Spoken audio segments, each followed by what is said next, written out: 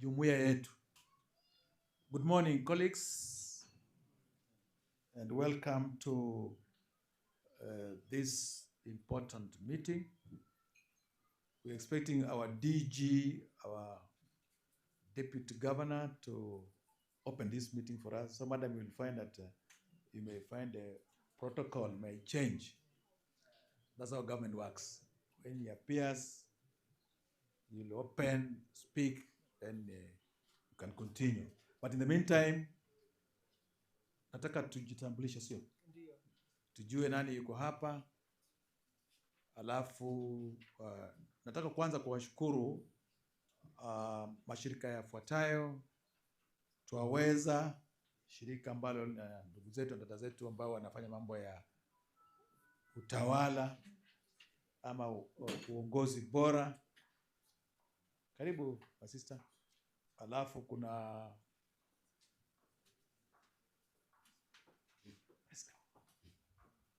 Chief. Yeah, please. Alafu kuna mzalendo kidogo. Naomba hii road ukae wale wengine. Hii road ikuwe hapa kwa hiyo nyingine, so that we have yes, karibu dada. So that tuwe na VIPs watakaa kwa hiyo. Alafu daktari, yeah, just the next row, yeah. So that so tunataka kuwashukuru Mzalendo Trust ambayo itakuwa ni wafadhili wetu kwa muda mrefu tukiendelea. Tunataka kuwashukuru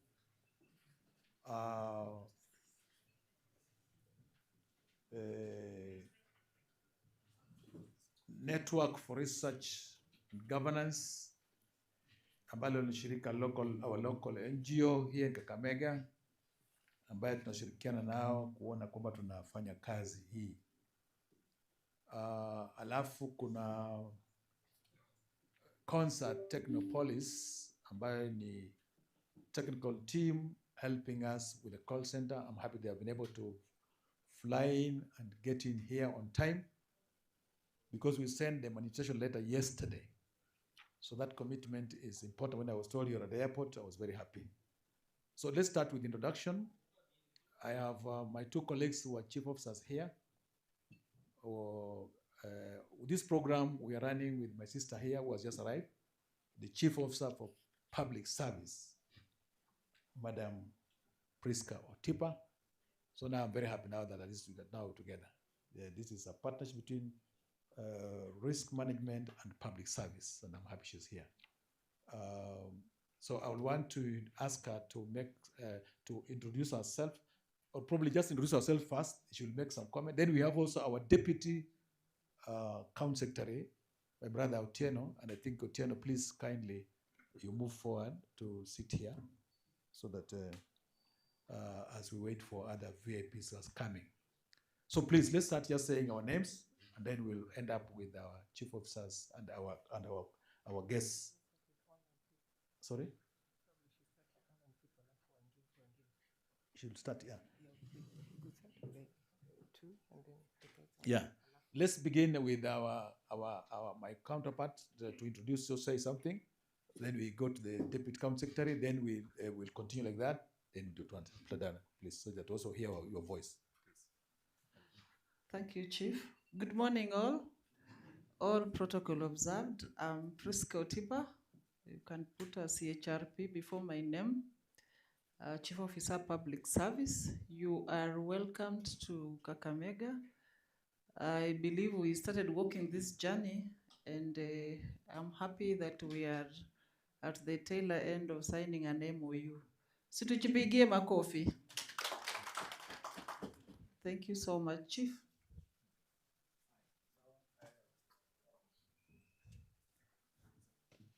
Good morning, everyone. I'm CPA Samson Otieno, Deputy County Secretary. Thank you. I think this initiative that we have today is very important. As you know, one of the tenets of good governance is openness, and very, very important. So thank you so much. I think as we go forward, we'll interact. Just tell us your name. Move with it. Good morning, everyone.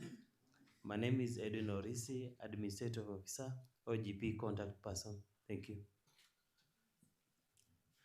My name is Stephen Anjeche. I'm the County Call Center Manager. Thank you. Good morning. Karen Mkonja, Communication Officer at Achete Call Center. Good morning. My name is Nancy, Deputy Manager, Kakamega County Call Center. Good morning. My name is Kevin Wafula, ICT Call Center.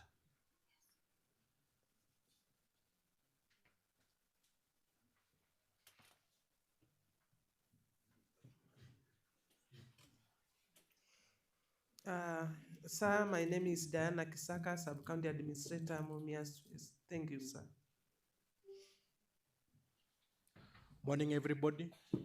My name is Patrick Odor from Kakamega County Youth Network. Good morning. Elda Lubanga, Kakamega County Disability Caucus, OPD Butere. Thank you. Good morning, all. Annette Shivachi, representing Kakamega CSO Network. Good morning. My name is Josiah Wandera. I'm with Twaweza East Africa.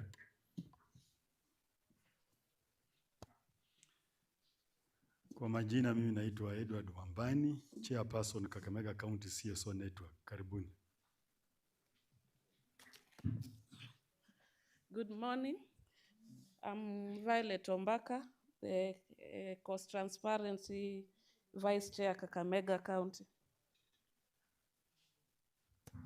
Good morning, all. I'm Pamela Wambongo, Bumlusi Bio, Navakholo Sub-County. Habari asubuhi. Naitwa Bete Nawire na represent watu wa Kakamega. Natoka Navakholo Sub-County.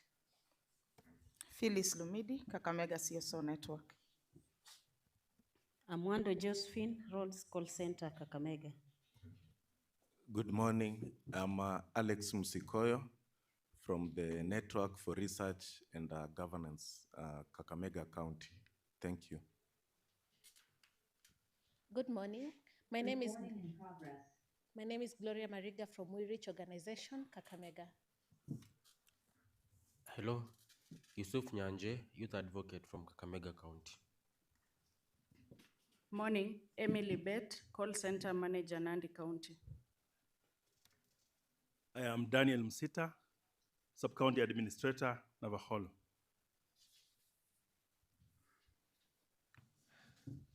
Kwa majina naitwa Wanda Wamalo Wanjala, nawakilisha Likiani Sub-County. Good morning. I'm Nora Loriano, Youth Advocate, Kakamega. Good morning. I'm Claire Temba, Youth Empowerment, Kakamega. Good morning. Zavera Mise, Kakamega County Youth Network. Yes, good morning. Felix from Kakamega County, Agriculture Representative, Call Center. Or Jaco Kelo, Youth Representative, Kakamega. Sir, I'm Wehui Ramadan, Sub-County Administrator, Jorami. Thank you, sir. I'm Michael Mwanzi, representing KSWEB Kenya organization. Thank you. Benedict Barasa Wanjara, representing Rural to Global Organization, Kakamega. Good morning, everyone. I'm William Sarafina, Youth Representative, Kakamega. I'm Adek Lizam, Youth Representative, Kakamega. Good morning, everyone. My name is Jacob Ongoro, Youth Representative, Kakamega County. Thank you. Morning, I'm Aching Sanoteko, Kakamega CSO Network. Thank you. Good morning, everybody. My name is Joseph Muchuma Andeka, Mumias East Sub-County Administrator.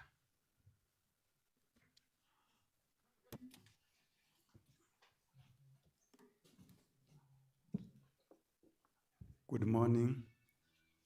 My name is Obule Taylor, representing Sub-County Administrator Butere. Thank you. Mary Mukatia, Matungu Sub-County Administrator. Thank you. Good morning, everybody. My name is Charles Okwemba, Head of State Commendation. I'm representing Kakamega Civil Society Organizations. Thank you.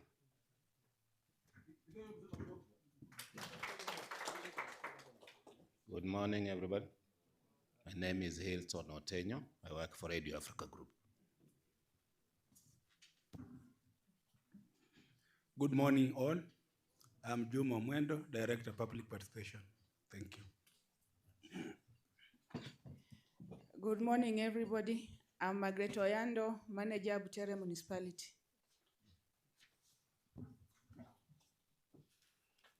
Bruno Chanda, Sub-County Administrator, Lugari. Thank you, sir.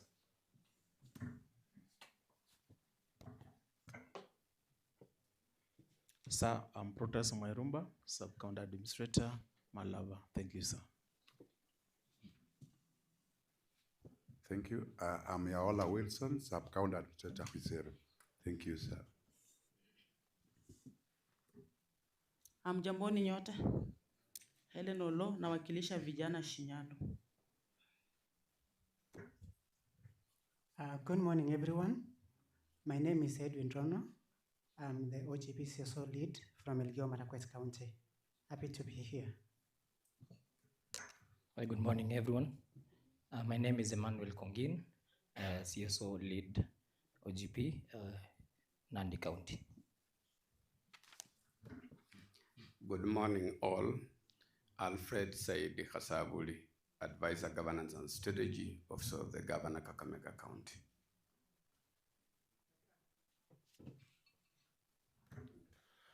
Good morning, I'm James Shira. I work for Toyota East Africa. Thank you.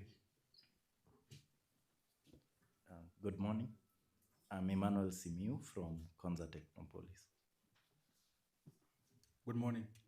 I'm Roderick Karani from Konza Technopolis.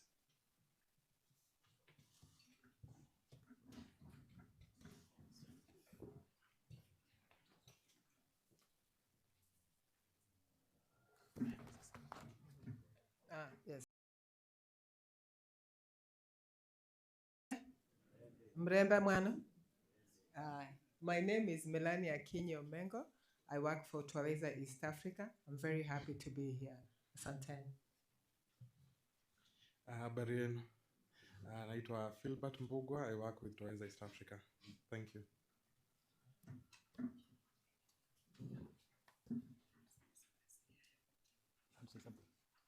Okay. Asanteni sana. Na wale ndugu zetu ambao wamesimama, hawezi kuambia majina yao. Pia we want to be inclusive. Morning. Aleo Posha, Project Officer, Network for Research and Governance.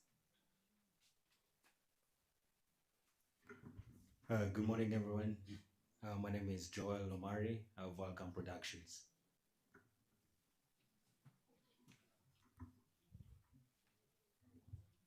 Morning.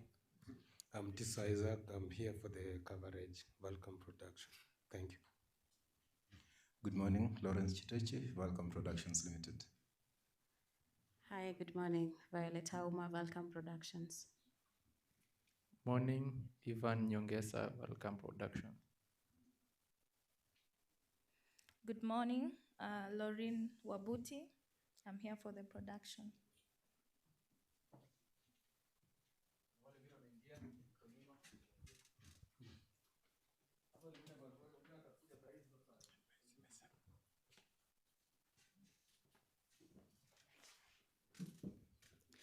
Good morning. My name is Lehemo Matilda, call center agent.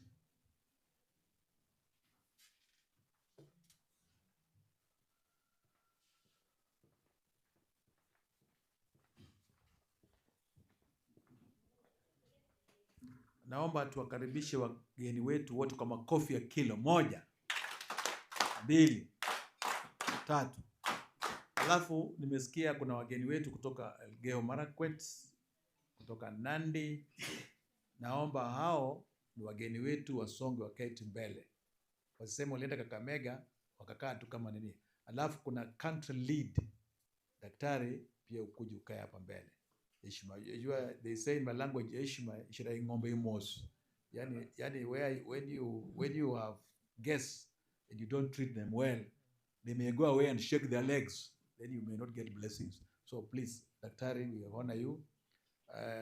Sit here karibu na mdosi yetu hapo, na watu kutoka Nandi, Elgeyo Marakwet wasonge kwa hiyo next row. We appreciate you, my brothers and sisters who have come from other counties to come and sit here. Na watu wetu wa call center Kakamega, asa mjue you can learn a lot from them. And of course the professor of mambo ya Konza yako hapa. So Malenia, can we begin? Yeah. So you said somebody wanted to talk very fast. Aya, asante. Naomba Betty Nawire, active citizen Kakamega County. We give you 1 minute to say a word. Kama huko hapa. Just something ambayo you think we must hear. Kuja tu mbele. Yeah, open remarks. Or just open remarks. Yani tu ni opening. So, sindio? Yeah, sawa. So sasa hii ni 30 minutes ama opening. Aye. So tell us something about what you do, active citizen Kakamega, sister. The floor is yours. Kuja tu hapa mbele. Wewe sasa ndio unatuongelesha sasa. Wewe ni mwananchi, wewe ndio mwenye nguvu. Wewe ndio kura ya Governor Barasa. Okay, all protocol observed. Kwa majina. Mkaaji wa Kakamega County, na jambo la kwanza nataka nishukuru wananchi wa Kakamega, serikali yetu ya Kakamega County kwa kazi ambayo wanafanya kuhakikisha kwamba wewe ndio mkubwa. Sasa ongea kama we are also talking about empowerment. Sasa ongea ukiwa kama wewe ndio unatuongelesha. Sawa? Watu wa TV na kila kitu hawana. Asanteni. Girl child power, yeah? We want to see that power here. Asante. Yes. Okay, nilikuwa nasema nashukuru sana serikali yetu ya Kakamega County pamoja na wananchi kwa jumla kwa kazi ambayo wanafanya kuhakikisha kwamba kaunti yetu inanawiri vizuri. Na kwa mambo ya call center, mimi kama mwananchi wa kawaida nimefurahishwa sana kwa sababu call center yetu itatusaidia sana, haswa wale wananchi ambao wako mashinani, kuongea direct na county, kuongea direct na officials wetu. Pia wanaweza share zile challenges ambazo wanapitia wakiwa huko mashinani bila vizuizi hapa katikati. Jambo la pili, itatusaidia sana kwa mambo ya inclusivity. Watu wanaweza ongea, utapata wamama wataongea, vijana wataongea, watu wetu wenye wanaishi na ulemavu wataongea. Kila mtu atakuwa na nafasi at least. Ngoja. Sasa mwananchi anaongea na sisi na wewe simu inalia ati simu weka silent ama ufunge. Yani discipline very important in life. And when you dance, now without discipline, the country will go to the dogs. So naomba tu kwa heshima kubwa, kama uko kwa hii mkutano, weka simu kwa ama weka yani kwa njia ambayo haiwezi kusumbua sisi. Vibration tu, vibrate kwa heshima tu, na naomba kama nimekosea pia mnisamehe. It's extremely important. Asante sana. Mungu awabariki. Asante. Kwa hiyo nilikuwa nasema itatusaidia kwa mambo ya inclusivity. Watu watakuwa na nafasi ya kujiongelesha, kuongea mambo yao na isikike bila kuwekewa vizuizi, bila kuangalia rika, bila kuangalia mambo ya mambo ya callbox itatusaidia. Jambo la tatu, kuna mambo ya public engagement. Sana sana tunakuanga na kitu inaitwa public participation, na unapata wakati watu wameenda kwa hiyo public participation, watu wengi sana they cannot even share their views. Maybe because wameangalia vitu fulani, wakichagua watu wenye wanaweza enda mkutano kama hiyo. So unapata kwamba kwa saa hii kama mtu ako na kitu yote yenye anaweza share na serikali yetu, inaweza kuwa vizuri sana. Na hiyo imetufurahisha. Ndio unataka usubmit. Lakini sasa because of 1, 2, 3 huwezi pata hiyo nafasi. So kama kaunti ya Kakamega tunafurahishwa sana na kuanzishwa kwa hii platform. The call center pia itatusaidia kupata timely feedback. Kwa mfano, kuna kitu inaendelea ama watu wamepeana endelea. But sasa hapa kuna ile possibility kwamba watu wetu watakuwa wanapata feedback. Kama amesubmit kitu, unaona kwamba anapata hiyo kitu kwa urahisi. Na kama kuna challenges, pia wanaweza share waone nini inaendelea. Kuna mambo ya increase stakeholders engagement na watu wenye wanaishi nao. Alafu pia hiyo itatusaidia kuangalia mambo yenye watu wanataka kwa ground. Stakeholders engagement, people will openly discuss the matters zenye wako nazo, na pia wale viongozi wenye tuko nao wajue ni nini haswa watu wa area fulani wanataka, ni challenges gani ambazo wanapitia kuhakikisha kwamba wanasaidika. So mambo ya hii platform itatusaidia sana kurahisisha mambo mingi huko nje. Kuna wale partners wenye wanatusaidia hapa Kakamega. Unapata kwamba maybe wengine wako na challenges, but because of the procedural, ilo protocol yenye inafaa wapitie, maybe ndo wapeane malalamishi ama wapate chenye wanataka kupata, inachukua hiyo muda. Then unaona like maybe walipata funding, so wanapata kupeana report zao kama wamechelewa. But hii platform, they can easily access hao viongozi wetu na wahakikishe kwamba wanasaidika ili kuendeleza kaunti yetu. Alafu mwisho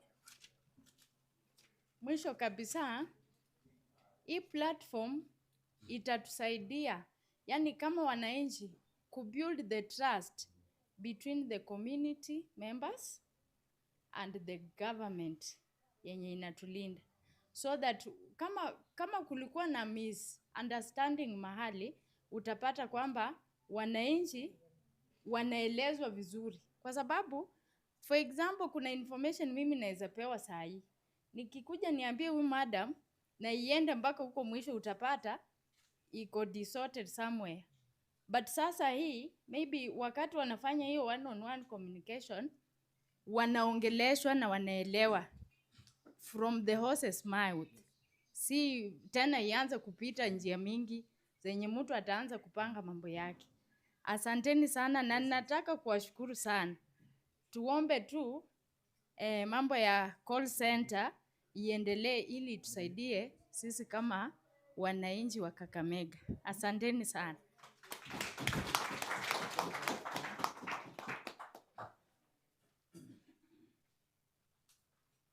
Asante sana.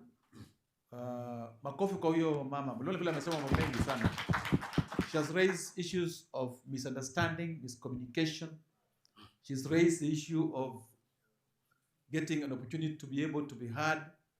She has raised issues to do with being able to interact with the public officials in a manner that will make things clearer. She has raised issues to do with the fact that sometimes kunakuwa na misunderstanding na kuna vitu ambayo wanatoleka memorandum, then nobody follows them up. I think we are recording those things, yeah? That's a very important discussion. Makofi kwake tena. Waziri, please. Karibu Waziri. You can move. Karibu sana. That's Minister for Finance, Budget, Planning,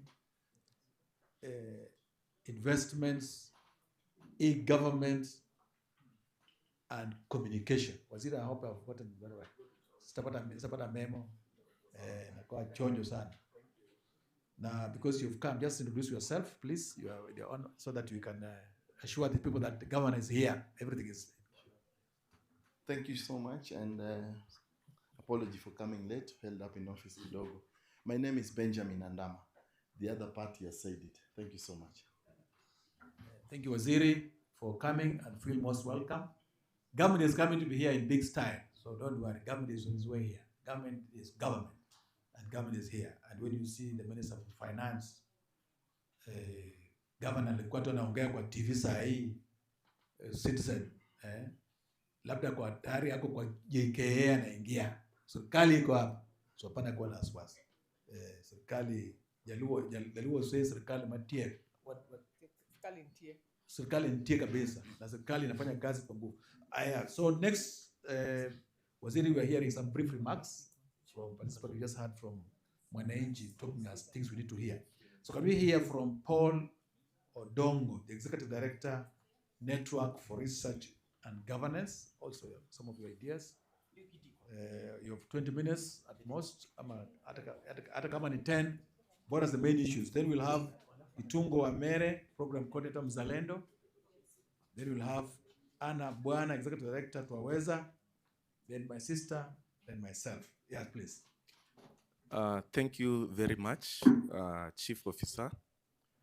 All the CECs present, Chief Officers, the team from Twaweza East Africa, Mzalendo Trust, NRG, officers from the county government, Nandi, Elgeyo Marakwet, and all other counties present, na wananchi wenzangu. Hamjamboni? Yeah, mimi nimesimama hapa kwa niaba ya Paul Odongo, who is the Director for Network for Research and Governance. My name is Alex Musikoyo.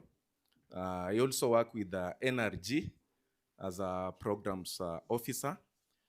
Paul was supposed to be in this event, today's event, because he has been involved from the beginning, the preparations, but unfortunately, he's not able to be here with us today because he's not feeling well. Ni mgonjwa kidogo, kwa hivyo alinituma niweze kumwakilisha. Kuhusu hii shughuli ya leo, ningependa tu kuzungumza kwa kifupi kwamba ni furaha kubwa sana kufika siku hii ya leo, maana haikukuwa rahisi. Hii mipango ilianza kitambo sana mapema. NRG pamoja na Twaweza East Africa, Mzalendo Trust, pamoja tukishirikiana na county government ya Kakamega, the key person being Edwin Orisi, ametusaidia sana kutulink up na county government ili tuweze kuhakikisha kwamba leo Kakamega County officially wana launch the call center. Tunafanya hivyo pia tukikumbuka kwamba Kakamega County inasherekea mwaka moja tangu wa launch call center mwaka jana uliopita. Kama sijakosea, the exact date I think was 30th November. That was 1 year when Kakamega was celebrating the official launch of the call center. So as we are doing this event, we are also marking that. And remember, today we don't only have that event of call center. Nimeona watu wengi wanazungumzia tu call center, but pia kuna ripoti fulani ambayo inaenda kuzinduliwa leo na Dr. James Sierra kutoka Twaweza East Africa. Hiyo report walichukua maoni ya wananchi kutoka Kakamega kuhusiana na masuala ya public participation, maswala ya governance, maswala ya public trust na accountability, kujua tu wananchi wanasema nini kuhusu maswala hayo, mambo ya uongozi, mambo ya uwajibikaji na maswala maybe kama ya ufisadi yanashughulikiwa kwa njia ipi. Kwa hivyo tutakuwa na two very important activities that will be happening: the launch of the calls, the launch of the report na the call center. Hizi zote ziko linked up na maswala ya OGP na pia kuna swala la OGP. OGP, that means Open Governance Partnership, where the county government is working together with the civil society, together with the citizens, and together with the media. That is what OGP means. Na kama mlivyoona katika ratiba, tuko na wageni pia kutoka Nandi County, tuko na Elgeyo Marakwet ambao ni members wa OGP. OGP is both at the national level na pia katika county level. Hiyo inaitwa subnational level. So kama Kakamega jinsi walivyo join last year, now they are part of OGP at the subnational level.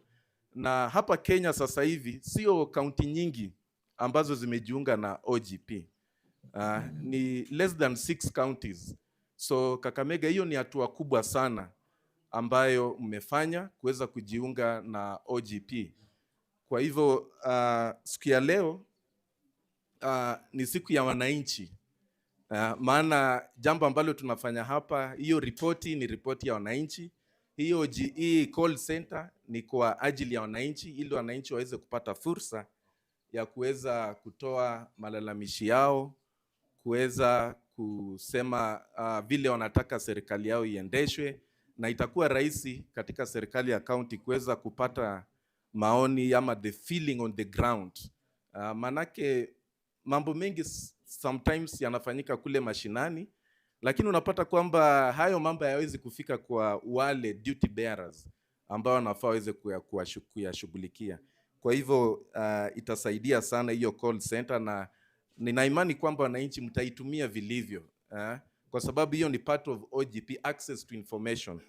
Maana tukiongea about OGP tunaongelea masuala kama ya transparency, uwazi, mambo kama accountability, uwajibikaji, public participation, budget making process. Unajua budget ina process nyingi sana, na kila process mwananchi anafaa aweze kuhusishwa, from the formula mwananchi kuhusishwa. Kwa hivyo ni jambo la muhimu sana, na sisi kama civil society, kuna members wengi sana hapa wa civil society.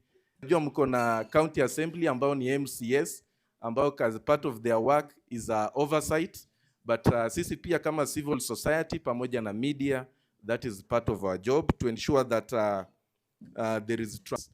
You need to put them openly so that the mwananchi can be able to access them.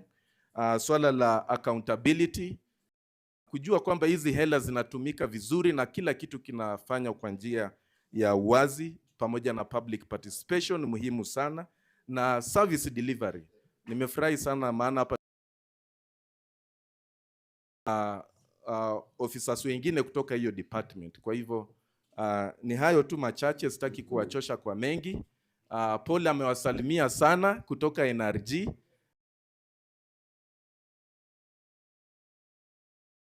Kinaendelea kule aliko, yuko hospitalini na nampa updates zote. Asante sana.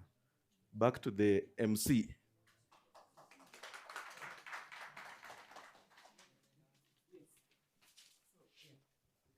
Thank you so much, Madam Priska. Yeah, so I think we'll have to the next speaker. It's supposed to be the next. Okay, I can do it. The next speaker is Miss Anna Buana. No, for the next speakers before you guys come. Miss Anna Buana, Executive Director.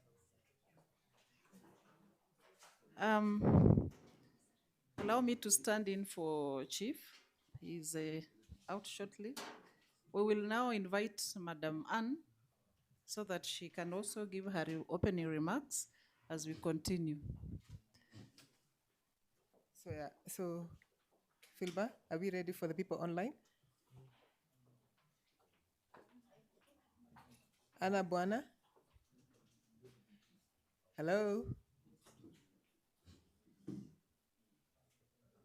Technology.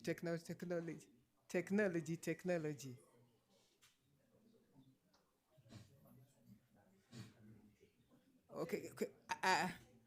So, Anna, then we will just go to. Are you able to now? Can you hear me? Yes, we can. Thank you so much. Karibu, please. There was a limit to unmuting myself. Apologies for that. And greetings to all distinguished guests, colleagues, and partners. All protocol observed, ladies and gentlemen. Very warm greetings from Dar es Salaam, where we've just finished celebrating our Independence Day yesterday. Distinguished guests, today we're coming together for a very meaningful moment in our journey, and more importantly, in Kakamega's governance journey. We're marking 3 significant milestones that we have heard of. One, the county's first anniversary within the Open Government Partnership. Secondly, the launch of the Sauti OGP report. And thirdly, the launch of the county call center. All 3 of these milestones are transformational, and they speak to one central vision, a county that listens more, learns more, and leads more openly. We're very proud to be a partner in this process.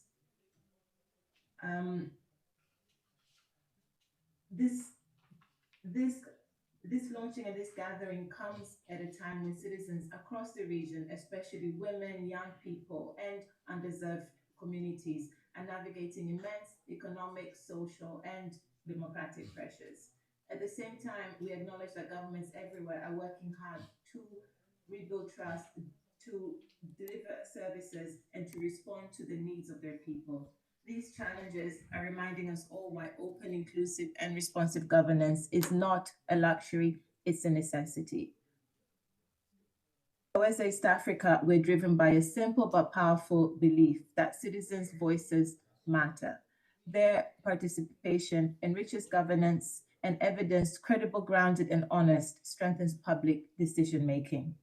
Through platforms like the Sauti za Wananchi surveys, we collect and amplify citizens' lived experiences. This data then provides clarity where there is confusion, direction where there is doubt, and accountability where it's most needed. Most importantly, it can, especially those of women, young people, living with various disabilities, and communities living at the margins. Kakamega County is a cornerstone of Kenya's story. With its large population of nearly 2 million residents, choices that you make here are rippling far beyond county borders. When the county joined the OGP local cohort in 2024, it made a bold, forward-looking commitment to transparency, active participation, access to information, climate responsibility, and open budgeting. And your first OGP action plan set the stage for a new and meaningful relationship with citizens. And so today, as we mark 1 year of that journey and that commitment, we ask 2 simple questions. What has changed for citizens? And more importantly, how are the people of Kakamega experiencing this journey?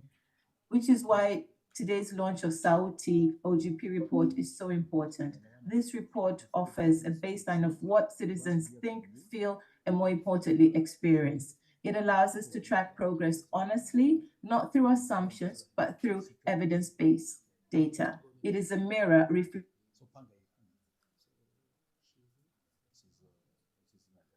launch of the county call center represents a practical and powerful tool, a bridge between citizens and the state. If well executed, this call center can become a vital bridge between citizens and government, a place where voices are welcomed, feedback is tracked, and solutions are visible. So its true measure will lie not in the ribbons that we cut today, literally or metaphorically, but in the trust it builds, the voices it welcomes, and the solution that it sparks. As Kakamega steps into its 2nd year of OGP implementation, that responsibility becomes shared. Citizens must speak and participate. Government must listen and act. Civil society and the media must inform and amplify, and community groups must stay engaged, especially for the more vulnerable and marginalized in our county. It is this collective effort that transforms commitments into real improvements in people's lives.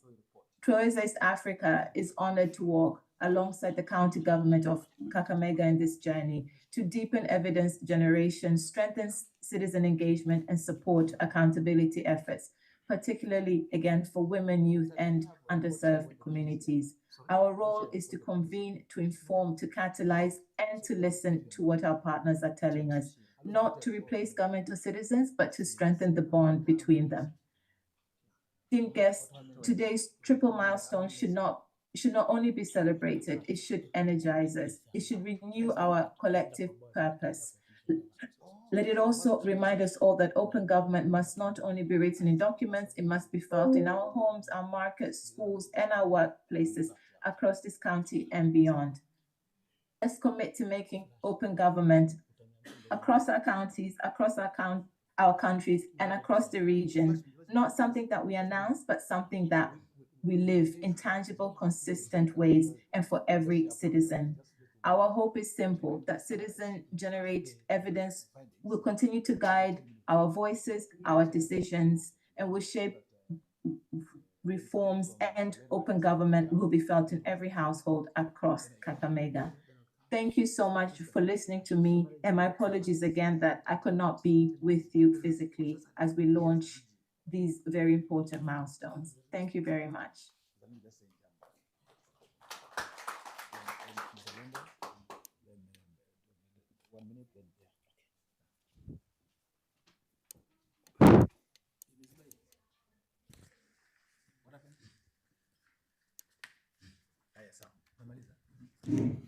Okay, we can have what we'll do, the DG is coming and is also rushing to represent the governor in another meeting. So what we've agreed that when he comes in, Mzalendo, where is Mzalendo, please? The guy from Mzalendo? Not there? Okay, so we'll have Twaweza, Daktari just summarizing the issues of the report so that the DG can have an idea what it is. So we can just have him, yeah, probably, and if there is a Millennia can just say something, then we go to Millennia, because it's not more than 30 minutes here. Yeah. So we'll just say, just be on standby. When he comes in, what are the issues? Yeah, what are the issues?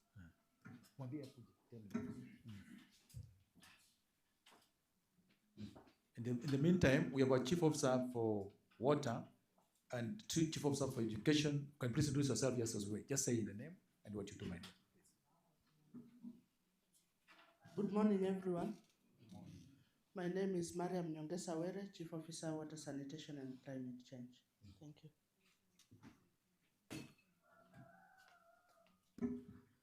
Protocol, good morning. How are you? And Selim Molinya Education. Thank you so much. Good morning, everyone. I'm Mildred Okwako, Chief Officer, Communication and E-Government. Thank you.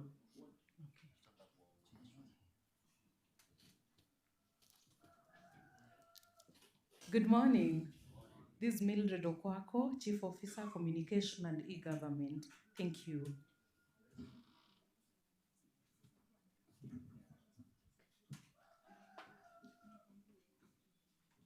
I was quarreling one of the chief officers here.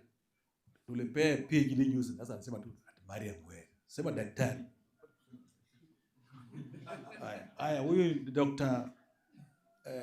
Mariam Nyongesa Were. Wale ambao wanajua kama madam sasa imeisha. Alikuwa PhD, tulirarua kuku kwake kweli kweli na pilau on Friday. Ilikuwa Friday? Yeah, karibu sana. Hiyo alikuwa anasema mimi nilikuwa na ringa na PhD hadi kila siku na PhD. Sasa unaona uzuri yake. Sasa wewe pia ringa naye. Usiogope kusema. Asante. Mpigie makofi kwa hiyo. Mkubwa mtisha yeye akuje sasa. Kwa serikali haraka haraka au government works ndio. Hapa serikali iko full government. Hapana mambo ya mchezo. 48 government including national government. Sasa DJ anataka kuingia. Na akiingia kila mtu ni juu kwa mguu yako. Wale ambao wana mguu kama mmoja kama mimi naweza kaa na kubaliwa. It's allowed, but everybody must be upstanding. That's how it works.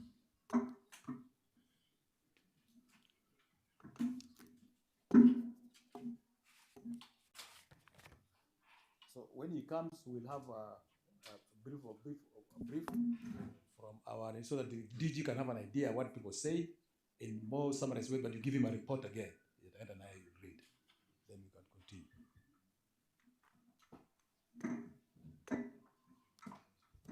It's coming. Please. Thank you so much, Daktari, for that wonderful moderation. So members, I'll request that immediately the deputy governor walks in, you will kindly be requested to be up on your feet to welcome him officially. As the Daktari has said, we will have very brief remarks from Taweza, that is Melania, and Dr. Sierra will give us an overview of the report. In brief, 10 minutes and we're done. After that, we'll have our Chief Officer, Dr. Masako, speaking, and Madam Chief Priska, before our CC member for Finance speaks briefly, then welcomes the DG to make his official opening remarks. And we thank all the partners who are here for, of course, making this very important exercise. So may we all be upstanding. Welcome, Your Excellency. Welcome, Your Excellency. Welcome, Your Excellency. Karibu sana.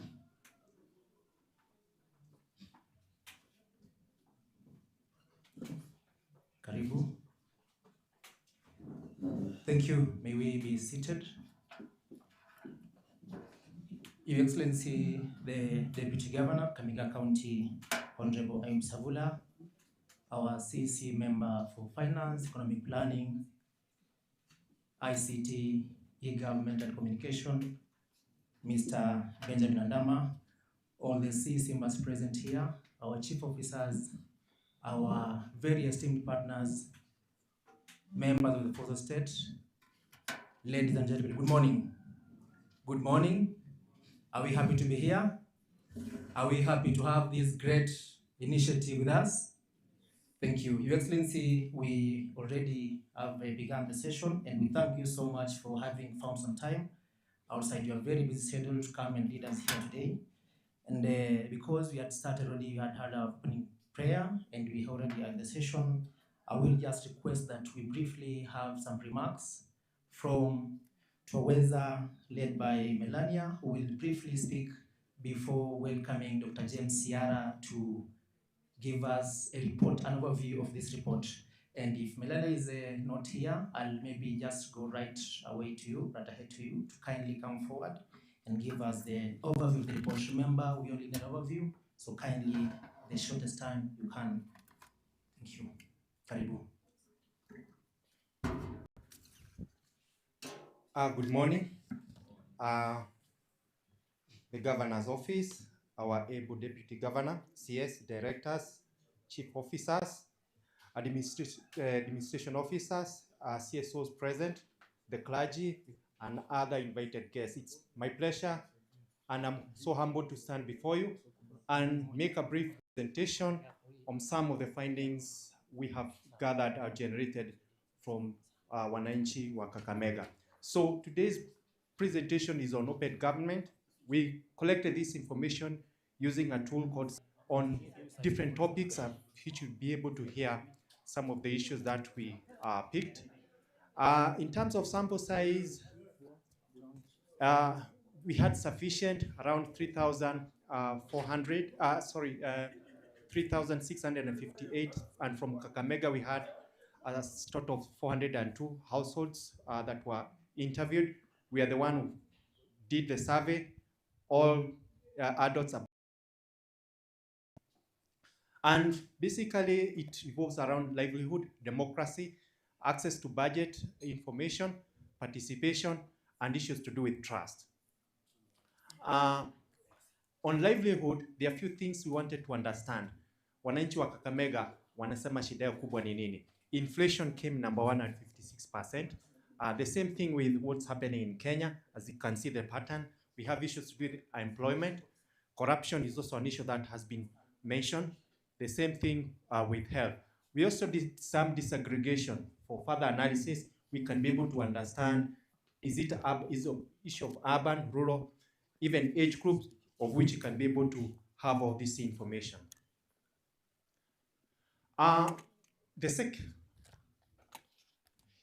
Most residents had to cope without basic essential, like issues to do with income is a big problem. Issues to do with medicine, issues to do with electricity. These are some of the cited issues that are affecting Wananchi in Kakamega. Kakamega residents are more likely to have experience in insecurity. So we thought that it's something minor, but when we probed further, tuliona kwamba compared to Kenya, Wananchi wa Kakamega cited it as a major issue that need to be addressed by the county government. The same thing, issues with the livestock being stolen, something stolen from the household. We found Kakamega seems to be doing slightly poor compared to the average Kenya. Kakamega residents are largely dissatisfied with the country's direction on the rule of law. So respect to the rule of law, compare Kakamega is at 7 compared to Kenya, which is at 52. So issues to do with rule of law differ a little bit from how other citizens feel it, and it's important for us to adhere to this, such that as we proceed with OGP, Wananchi can feel.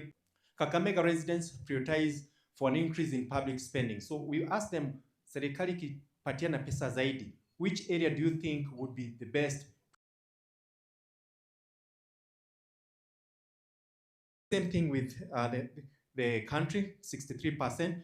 Issues to do with education came second, then agriculture third, and security came number 4. So the priority democracy, we found that majority of Kakamega residents are dissatisfied on how democracy is working. As we had seen previously, issues to do with democracy seems they require some attention. As you can see, even when you disaggregate by age and all that, the numbers are not all that good.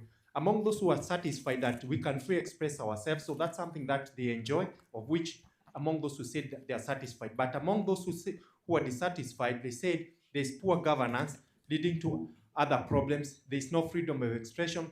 The issues to do with abduction, and there are also issues to do with fake promises. So all these are some of the challenges they cited, and if we address them, we can be able to move on. Issues to do with budget, access to information around budget processes. We found that most residents say that it's difficult to access data of county government budgets and plan. As you can see, it's quite evident. The numbers are slightly comparable, though in Kakamega, among those who say that it's easy, it's 28 compared to 23. Among who say that it's difficult, you find the number seems to be slightly bigger at 66, although it's comparable to what's happening at national level. So the Wananchi seems to demand to have more access to budget documents and processes for it to be inclusive, such that they can be able to air their issues. Most residents say that, okay,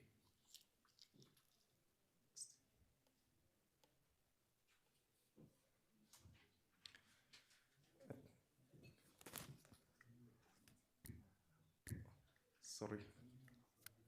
Yeah, on citizen participation and civic engagement, that's also another area within OGP that need to be addressed. Let's see where Kakamega County stands, because it's part and parcel of OGP. Sorry for the challenge we are encountering.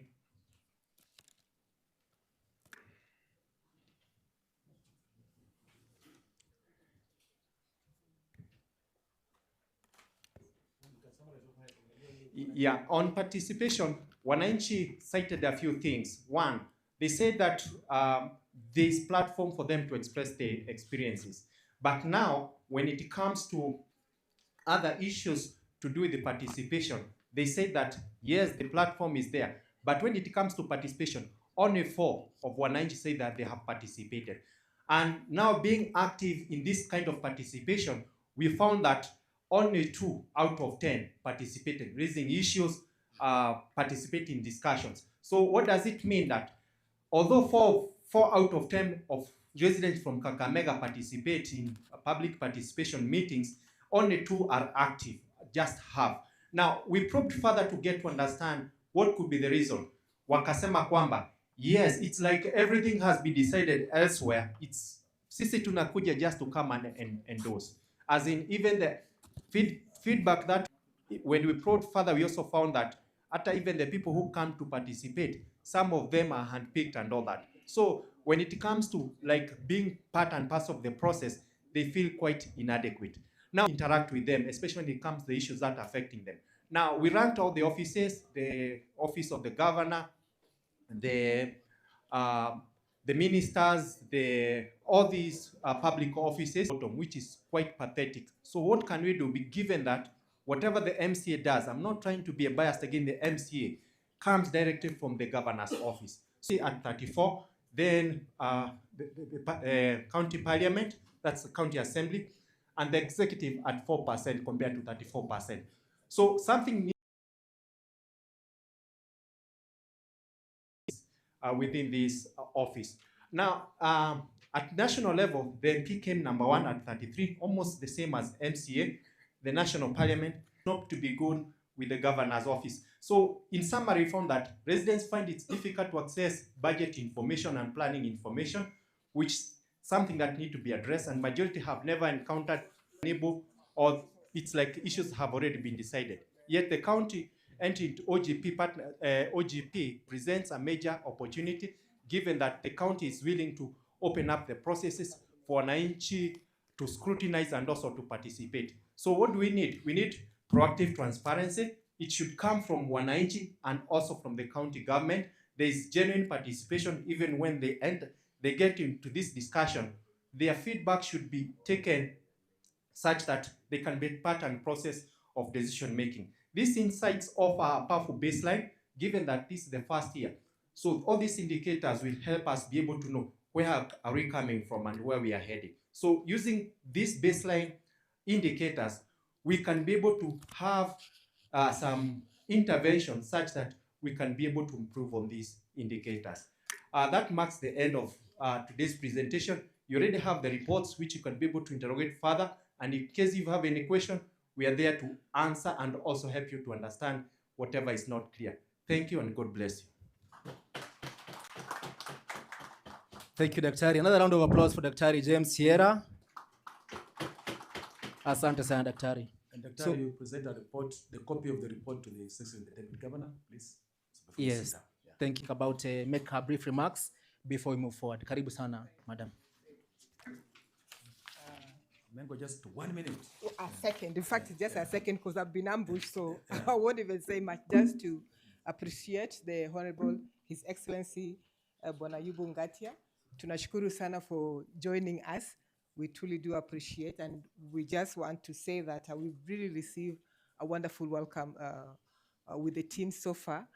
Prior to this, a week ago, we actually met some of the senior management team, and we had a bit of training on the call center while we are doing this, and also acknowledging the 1-year milestone of the Kakamega County. And I think one thing which came out from there is that ushiriki, uaminifu, and engagement between the county and the citizen is very important. And this process just states that beginning of that long journey. So with just those few remarks, I just want to say thank you on behalf of Twaweza, the various partners, the officials who have made time, and the whole of Kakamega residents for coming to this particular event. So I think I'll leave it there. Later on, there'll be a lot of discussion panel, which I believe Dr. Wade and team will follow through to share some of the action plan, which we have so far commenced, agreed on, and then tutaendelea. So this is just a journey. Next few years tutakuwa pamoja. Asante. Jina langu ni Melania Akinyi Omengo. I am a Nyajok. Daktari has been insisting that nishikue na joke niseme huko ambao niliko olewa, but I am a Nyajok. I insist on that. Thank you so much. Thank you so much, Madam. Let's appreciate her kindly. Some good applause. Thank you so much for that good remarks. So, Your Excellency, now I think we'll move a notch higher and we'll request that we'll have the next remarks from our Chief Officer Public Service, Madam Priska Otipa. We'll thereafter welcome our Chief Officer Risk Management and the Service Delivery Unit, Dr. Vitalis Masahwe, whom will speak. Then after that, we'll welcome our CC member of Finance, Economic Planning, ICT, E-Government and Communication, Mr. Benjamin Ndama. Will finally welcome the Deputy Governor. Karibu, Chief. Thank you. Your Excellency, the DG, all protocol observed. Priska Otipa, Chief Officer, Public Service. I wish to recognize the Chief Officers present who had not introduced themselves to be upstanding, please. Chief Mariam, I don't know if you introduced yourself. You did. It's good for us to see you again. Any Chief Officer in the house, please? Even you, I know you have. Yeah, we have Chief Officer for Water Environment, Dr. Mariam. We have Chief Officer CPA Samson Otieno in the Governor's Office. We have Chief Officer for Education. We have Chief Officer for ICT, Communication, sorry. Mine is brief, Your Excellency. Thank you so much for finding time to be here. As the Department of Public Service, ladies and gentlemen, it is my pleasure to welcome you to this important occasion that brings together the milestone in our journey towards accountability, transparent, and people-oriented governance. The launch of Open Governance Partnership Report, the authorization of the call center, and the signing of the Memorandum of Understanding that strengthens collaboration for openness and service delivery. Today's event is not merely a ceremonial, it is affirmation of our commitment as government to place citizens at the heart of governance. The Open Government Partnership challenges us to move beyond promise and demonstrate results. Results that are transparent, inclusive, and responsive to public needs. The OGP report we are launching today documents progress, we document the progress made, lessons learned, areas where we must improve. It is an honest reflection of our performance and a tool of learning and accountability. As the Ministry of Public Service, we recognize that strong institutions are built not only through policies, but through systems that listen, respond, and engage the public. The launch of the call center is therefore a critical step, Your Excellency, in transforming how government interacts with citizens. This platform will provide a direct accessible and structured channel for feedback, complaints, inquiries, and service follow-up. More importantly, it respects a shift in culture from reactive administration to proactive service delivery. The reason why, Your Excellency, in your audience, you'll find that we have uniformed officers because they are on the ground to give us feedback from the ground. Equally, significantly, is the signing of the memorandum of today. Partners are to the core of the OGP model. Government cannot achieve openness alone by formalizing collaboration, but by formalizing collaboration with partners. We are strengthening technical capacity, promoting shared responsibility, and ensuring sustainability to reforms. The MOU is a signal that value cooperation, co-creation, and mutual accountability. As we move forward, let us ensure that this initiative translates into really impact in the lives of citizens. Let us keep communication open, data accessible, and service delivery. With those remarks, I wish to thank and look forward to you are giving birth today for future proper service delivery for His Excellency and his team. With those many I can say the engine that has brought this to term. Karibu Chief. Kindly clap for me.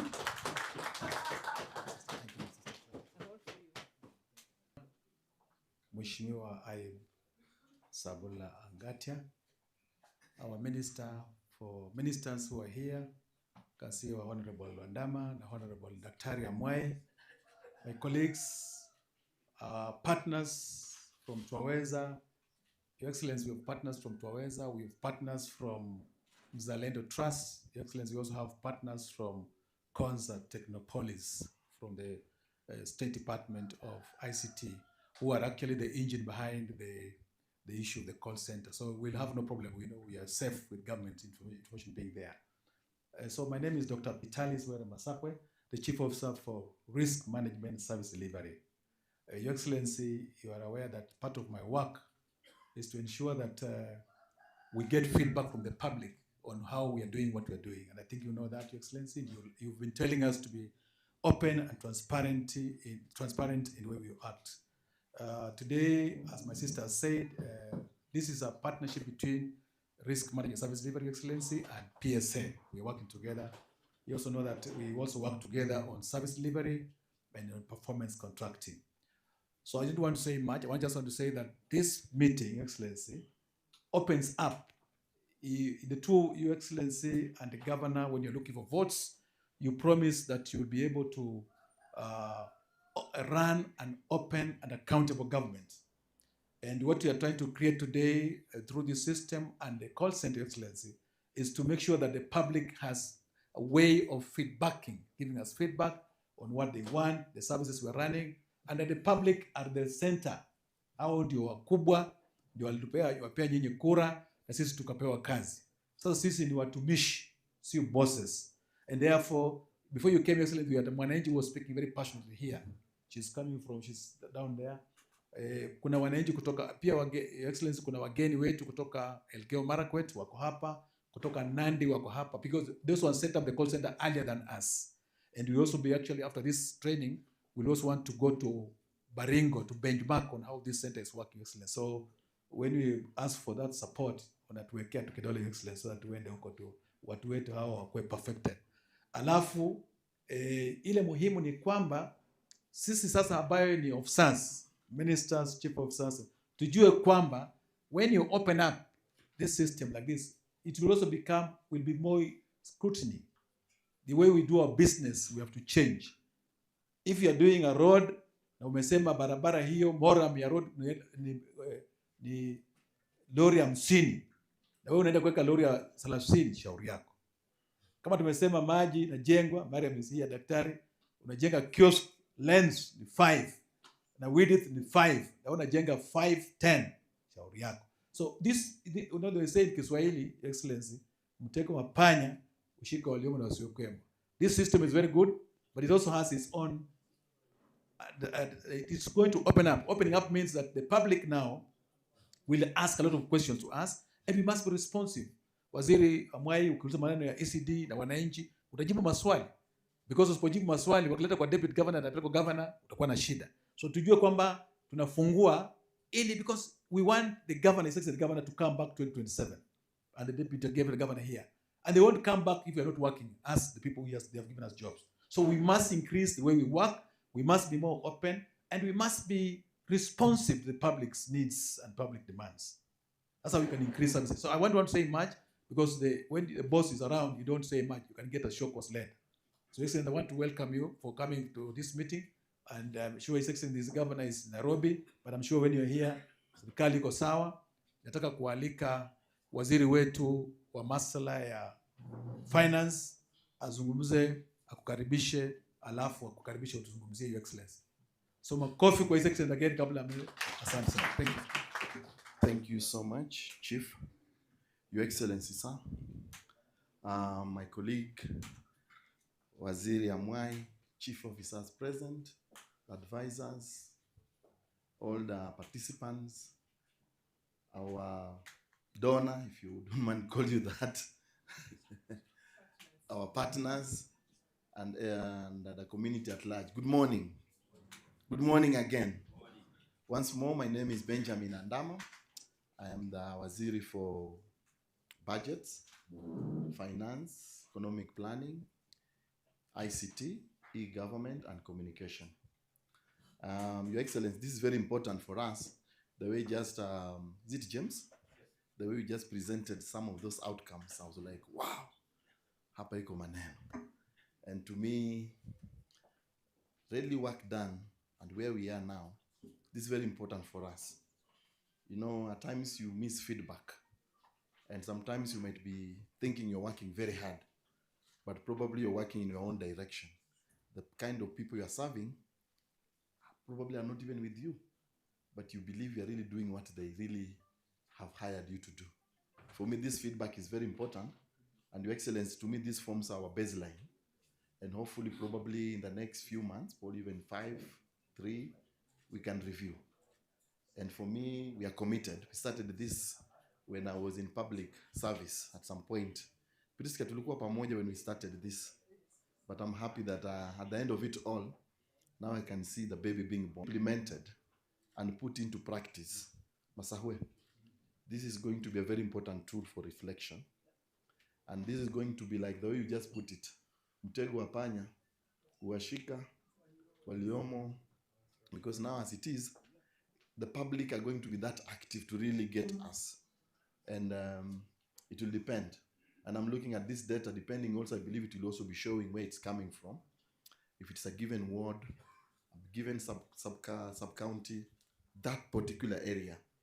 Meaning there'll be issues coming from specific areas, whereby we want to really go out there and see what's really happening and probably take care of that. Your Excellency, I'm looking at this as it's being launched today as a whole government approach. Almost every ministry is put into it, because I'm looking at my ministry, the e-government and communication is part and parcel of this discussion. And this, I'm looking at it further. Chief, nikikuangalia kwa uso na kuona you are really in it. Chief e-government and communications. Nivo. So I'm looking at even my team, the way we're moving up and down, will provide the necessary support that's really needed across board.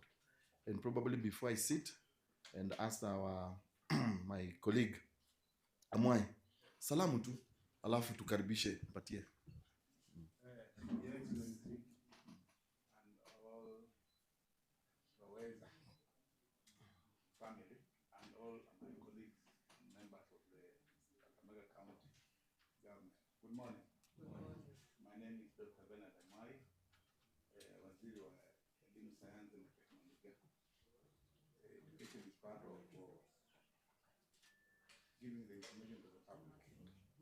It's under education also. Your Excellency, you are most welcome. So, be with us today. Thank you. Thanks for all that said. I would wish us to stand pamoja sote as we welcome our Deputy Governor kutuongoza. Karibu, Your Excellency.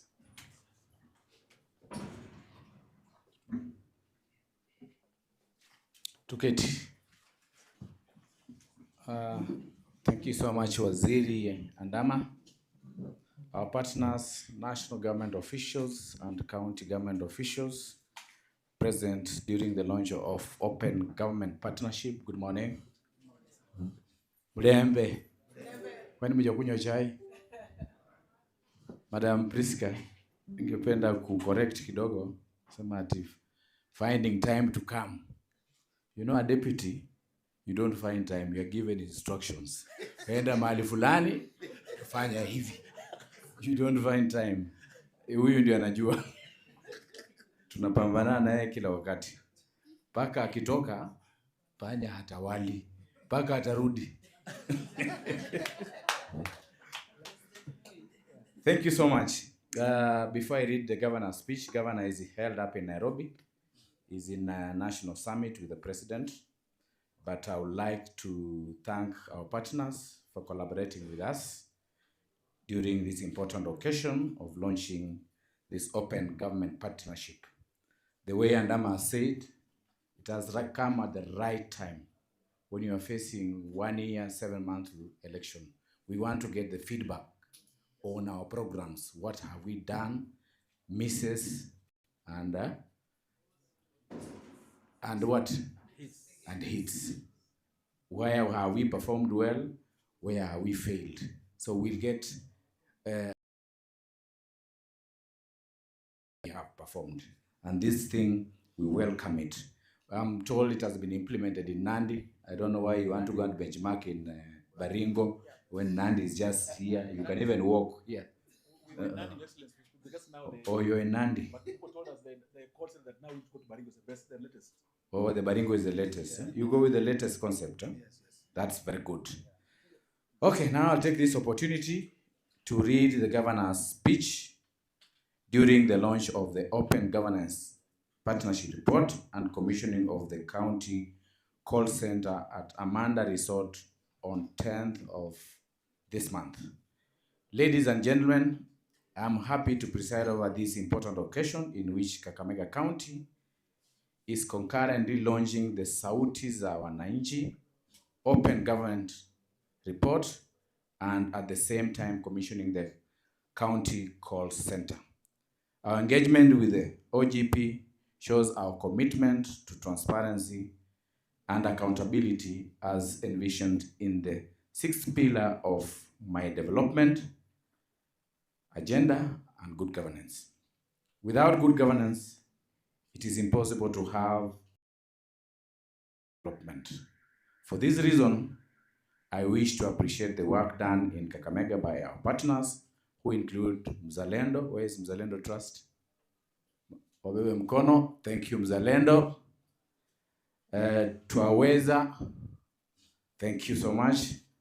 And the Network for Research and Governance in strengthening good governance pillars. Muko wapi? Thank you so much. Konsa Technopolicy, muko wapi? Thank you so much.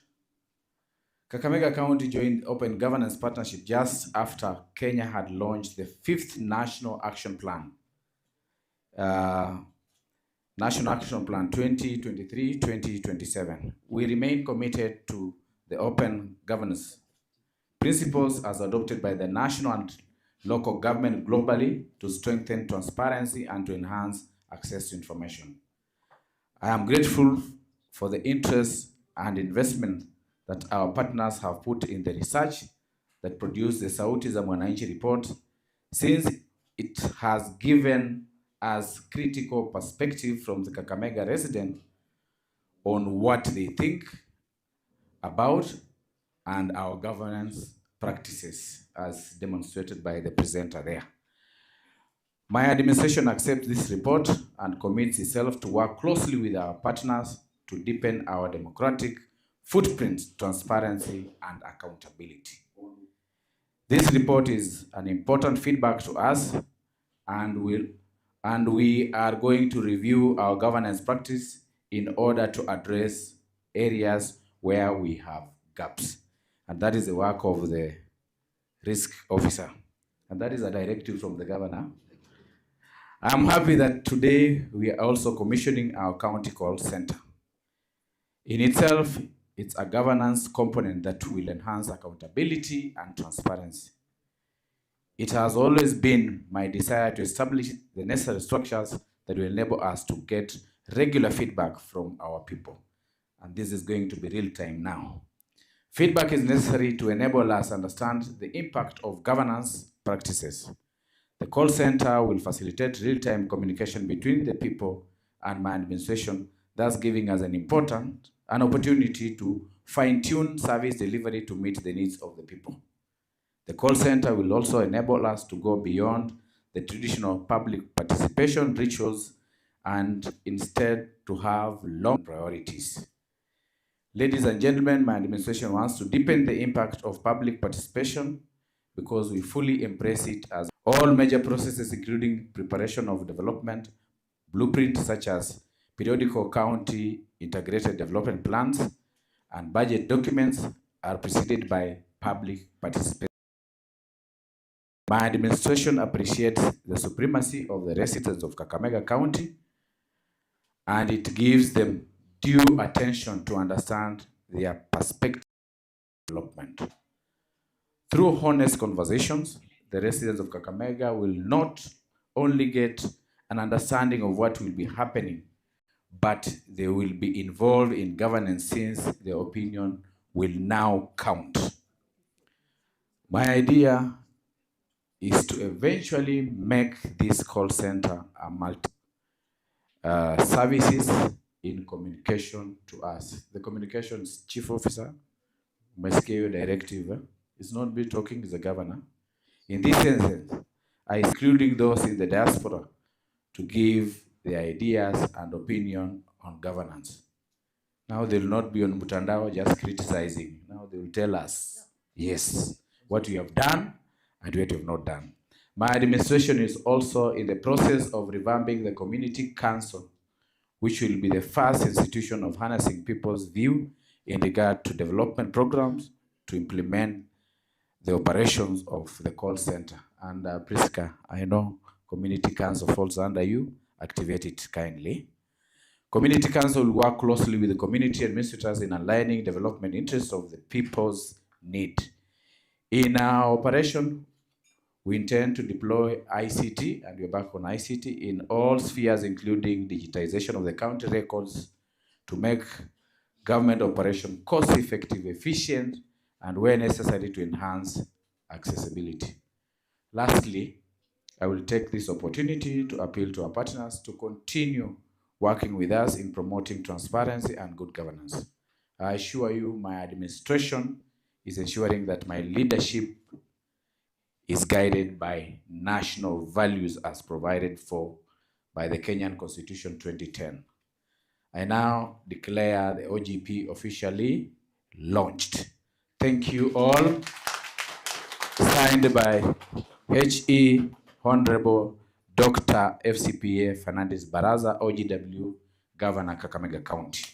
Thank you so much and God bless you. Nyasaye abalinde. Thank you. Let's appreciate the Deputy Governor well kindly. A good round of applause. Thank you so much, Your Excellency, for that very elaborate speech. And we will still welcome you a little while from here, from now, Your Excellency, to kindly come and launch the report. And maybe let me request the Mzalendo team, the Mzalendo, kindly just move forward so that we may officially launch this OGP report, as well as Tuweza. Yes, just move here. And before the Deputy Governor comes in, can you kindly, the two partners, kindly come over? Yes, the Deputy Governor is already here, so kindly just hasten up a little bit. Your Excellency, you can, so we can, yes, just move it to this side. Yes, again, thank you. So kindly come here. I request you come here. You move forward just next to the Deputy Governor so that you may present the report officially to the Deputy Governor for launch. Thank you. So, Dr. James Sierra, I may now request that you officially hand over to the Deputy Governor. Kindly make it well seen to the media. A good round of applause, ladies and gentlemen. Madam Chief, kindly just a bit forward a bit. Thank you. Thank you so much. A good round of applause. Thank you. The other tape as well, Your Excellency, you may also. Thank you. Kindly let's appreciate the Deputy Governor. Thank you, Your Excellency. And maybe you may now hand over a report to your team as well as the other team from the partners. So that now, Waziri, move forward. Kindly, Waziri, just come this side, kidogo. Yes, thank you. Asante. Yes. Now, Waziri amesema na wewe napaza. Asante, baton to you for Chief now hands over to Daktari Masaho again for actualization. Daktari Masaho, the baton now is on you. Thank you. Asante, kazi itafanywa. Thank you. Makofi. Thank you, Excellency. You may resume your seat. Thank you so much. Tumpigie makofi akaenda kuketi Deputy Governor wetu. Thank you so much. Thank you for that session. So, Your Excellency, I think because now you've done most of the work, I'll request that I now just do a little bit of housekeeping, and from here we will have our first health break, where the Deputy Governor and his team will be required to, yes, to move to the 4th floor for our first health break. And the rest of us will go to the 1st floor here, the restaurant, for our health break as well. But before that, Your Excellency, I'll request that yourself, the CC members who are here, our Chief Officer and Deputy County Secretary, CPA Otieno, partners from Konza and Mzalendo, as well as Twaweza, we have a group photo before we leave. So let me just welcome also Daktari to also give some remarks. Your Excellency, sorry about this. I've been invited by my colleague because you are running for the funeral, that you sign on behalf of the governor the MOU, so before you leave, so that when you go for break at least, yeah, because the oh yeah, so that's okay. That's it's guided. That's all right. So we will that will be done. So we request that your waziri and the two waziris plus chief of staff will take the His Excellency Governor to the 4th floor for a cup of tea before he leaves. Photo first. Pole, unajua mimi nakuanga na speed sana. Ni sawa daktari, is okay daktari. Asante. So Mzalendo Trust, Twaweza. No, just right here there is a banner here. Let's move that before the Deputy Governor walks out kindly. The people have called, the chief officers, our CAC's members, the partners, the Lendo and the Konza Technopolis, kindly. Twaweza. Our cameraman, kindly make the place well lit before the Deputy Governor joins you. Once you are ready, the DG can now come over. Your Excellency, you can now join the team for a group photo. The rest of us, bon appetit as you enjoy our breakfast.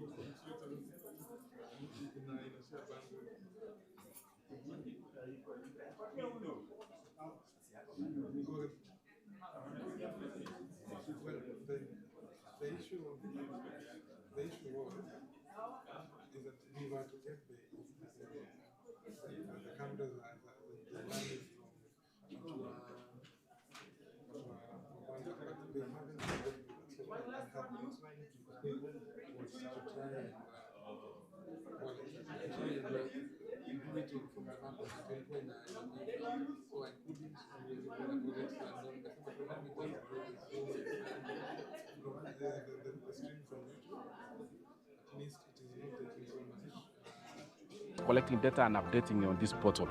This has enabled us to make decisions effectively. When it comes to budgeting process, for example, we can tell that which ward is skewed in terms of development, which sub-county is still disadvantaged, which department is not properly resourced, because we have the data. Courtesy of us sharing our data, and particularly on our nutritional status, we have had partners coming on board to support us on reaching out, doing advocacy, and even enhancing and supporting us to do commodities, particularly to address malnutrition. When we came into office in 2017, the data that was shared with us, it painted a very dire situation for us as Nandi, in the sense that our stunted growth rate was at 29.9%. Later in 2021, another survey was done, 2021-2022, which has been presented, it's being validated, but already the data indicates there is a huge improvement. We have moved from 29% to 15%. So if we didn't have data, we would not be able to know that we need to intervene.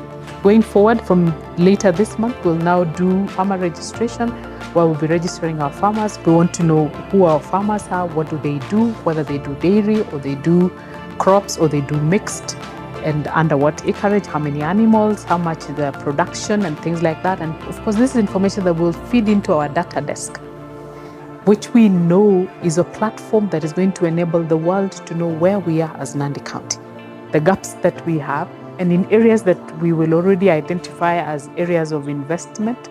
We look forward to investors coming to stand with us, to participate with us, so that we can be able to reap for the people of Nandi.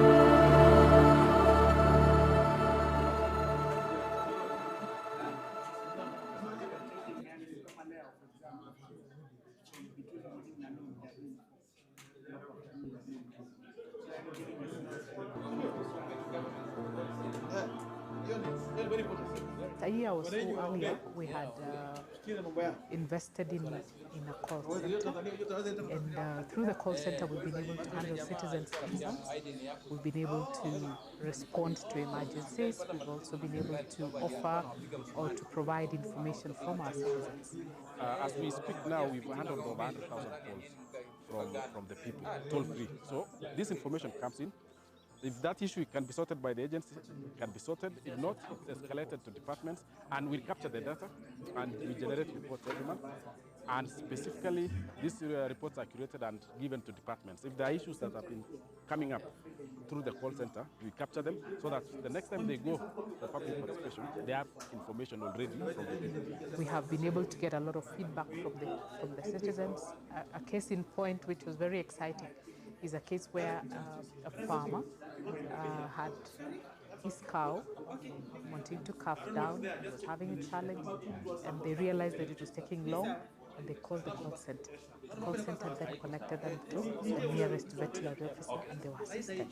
The man was very excited. And again, also courtesy of this call center platform, we have been able to serve farmers with the artificial insemination program services, and as we speak right now, that program has been very, very successful. Last year we had one of the animals we have now, they had a problem with the uterus, and blood was all over.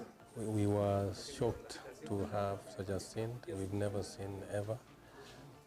And actually we had no choice, and we didn't know what to do.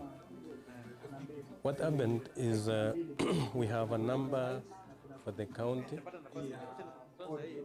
that normally when you need an help, you call that number. When we called the number, there was an urgent response over. So we were told wait for 15 minutes. In a span of 15 to 18 minutes, the doctor was there. He acted on it immediately. Within 2 hours, the animal was able to stand and could be able to eat well. And if we are delayed for another 40 or 50 minutes, they have lost the animal. For us who have elected to be in open governance, we know what that has done for us. We know what that has done for us in terms of gaining public confidence.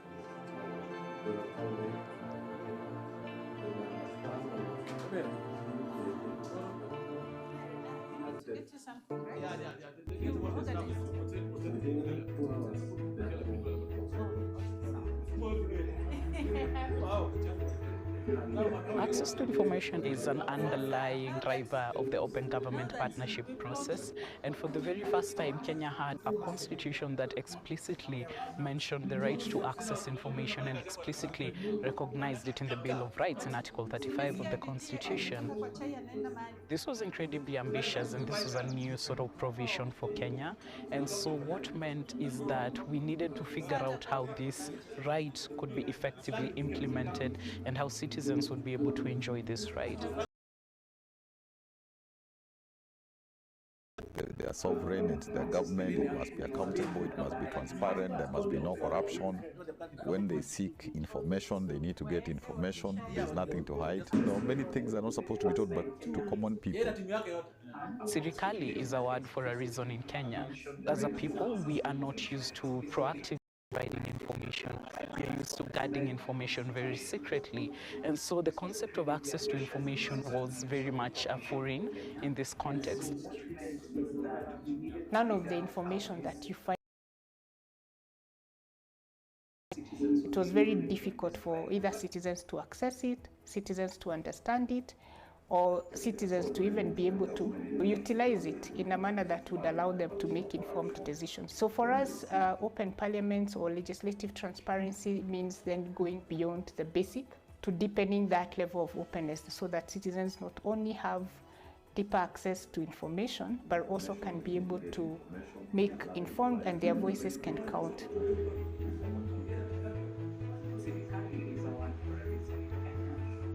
We always say access to information is a citizen-driven right. It means if the citizens are not accessing that information, then you cannot enjoy that right. So it's a lot of awareness around that. In this context, none of the information that you find. Now the county government has come up with a portal whereby you can see even when the process of contracting started, until the tendering process was done, until the selection was done, who was selected, and even the awarding. And if it is a particular award, which projects a particular financial year are being budgeted for, or which are being done through contracting process. So you can see this is where the 33 million has been allocated. And those are the projects which the people say themselves, not the projects that were brought by the county. The international agenda. There is a social contract here, and it's the leadership and the people, and you need to run government so them they benefit. That process is what makes these ideas of transparent government, inclusive government, accountable government mean real things for many, many millions of citizens.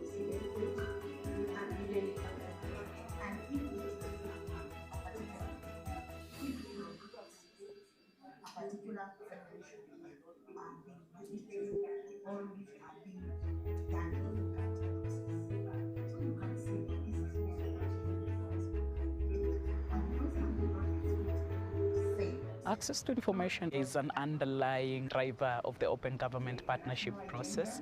And for the very first time, Kenya had a constitution that explicitly mentioned the right to access information and explicitly recognized it in the Bill of Rights in Article 35 of the Constitution. This was incredibly ambitious, and this was a new sort of provision for Kenya. And so what meant is that we needed to figure out how this right could be effectively implemented and how citizens would be able to enjoy this right. The people are sovereign. The Constitution is very clear that they are sovereign, it's their government, it must be accountable, it must be transparent, there must be no corruption. When they seek information, they need to get information. There's nothing to hide. So we had a clash. It's like you don't want to be government. Government is Sirikali. It's, you know, many things are not supposed to be told but to common people. Sirikali is a word for this context. None of the information that you find now was actually available. And if it was very difficult for either citizens to access it, citizens to understand it, or citizens to even be able to utilize it in a manner that would allow them to make informed decisions. So for us, open parliaments or legislative transparency means then going beyond the basic to deepening that level of openness so that citizens not only have deeper access to information, but also can be able to make informed and their voices can count.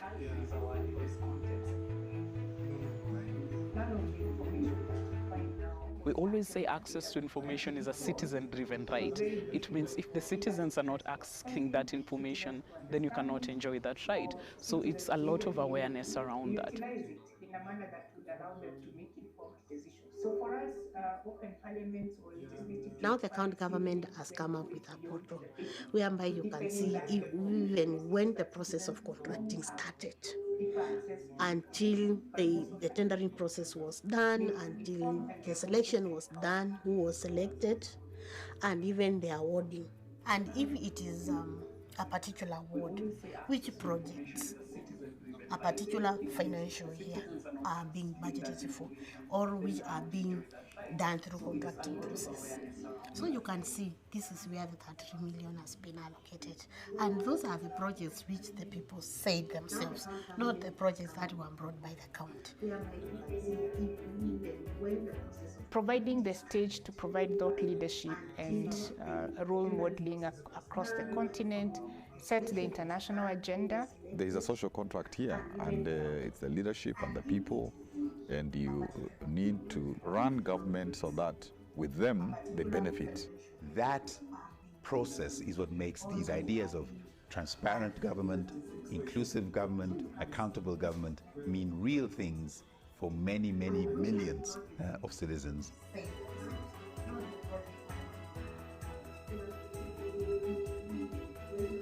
Providing the stage to provide thought leadership and role modeling across the continent, set the international agenda. There is a social contract here, and it's the leadership and the people, and you need to run government so that with them they benefit. I think it's one of the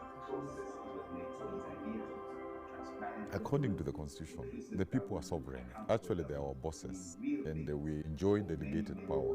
We need to listen to them, and we need to do what they want done so that there is the proper service delivery. They can oversight the government because it's the government, they are the government.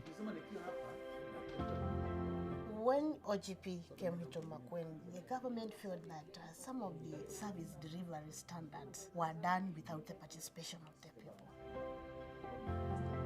Out of a lot of research, we found that when we allow people to come with programs and projects, donors, they come and do a project. It is only running when they are on site. And once they are out of sight, because the community didn't have ownership, the project dies.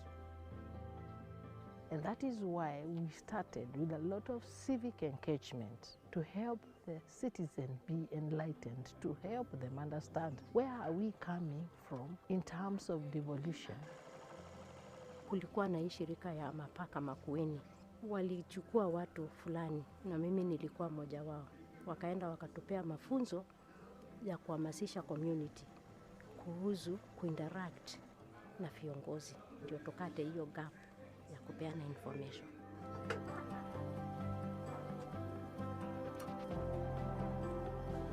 Green Park ni mradi ulianzishwa na ilitokana na community wa hapa Makueni. Kulikuwa na shida kidogo because at night unaona like kama serikali imekuwa na sherehe, tumemaliza sherehe right?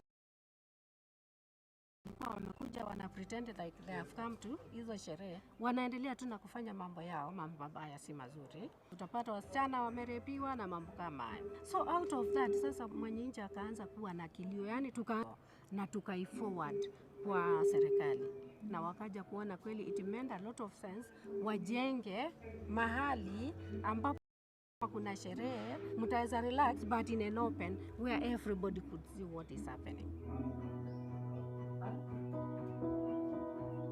The interaction of civil society and the county government towards OGP is the embracing of the public participation.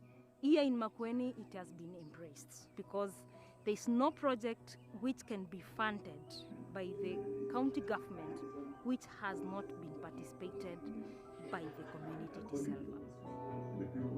When governments open like that and people feel it's accessible to them, they engage because they know that they're not doing it just for show. It's not ticking a box because it has come from the village.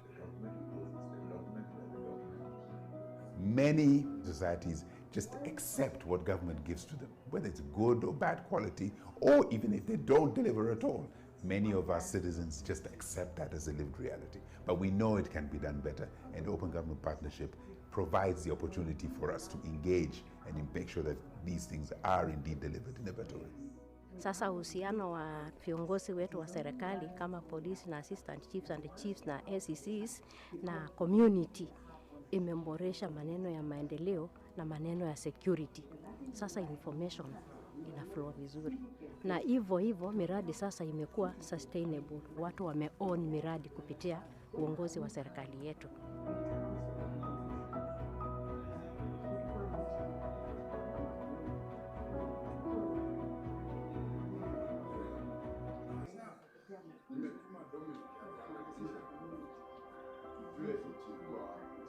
Government shouldn't be foreign, and government should belong to the people who are the citizens, and therefore you don't hide anything from them, because how can you hide something from their owner?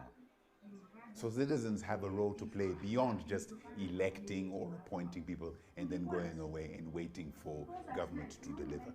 They have an opportunity to shape what government delivers, and they have an opportunity to then make sure that what they anticipate, what they want, is actually delivered by government. In every start of every financial year, the community is given the opportunity to give the priorities. For it to kickstart, it starts from the community. Today, we have a quality participation where we are not just looking at the roll call of people who attended, but we are actually looking at their actual participation during the public participation. In a project, like if it's a road, it's a health facility, whatever it is, there is a project management committee elected by those who are beneficiaries. And they will be responsible on a daily basis, and ultimately you can't get paid if those citizens don't say yes, you know, that we are satisfied, you know, what was in the BQ, because we would give them the BQs and we train them a bit about how to read them. Then they would say, yes, we are satisfied with this project. And as a result, we didn't, you know, have ghost projects.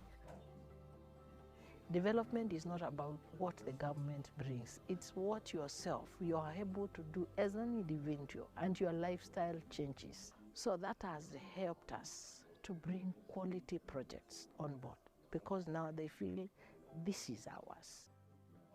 There's a mother and baby hospital.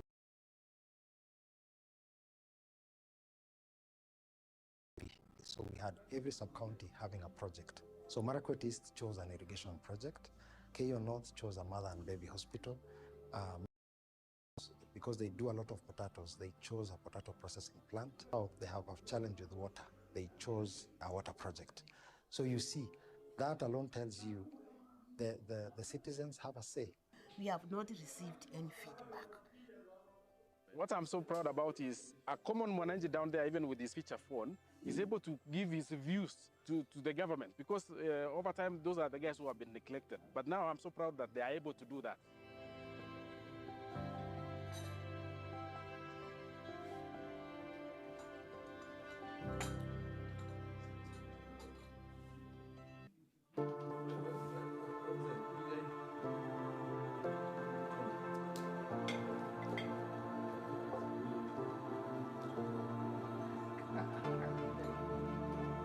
In 2015 in Elgeyo Marakwet County, 2 laws were actually passed which addressed questions of public participation.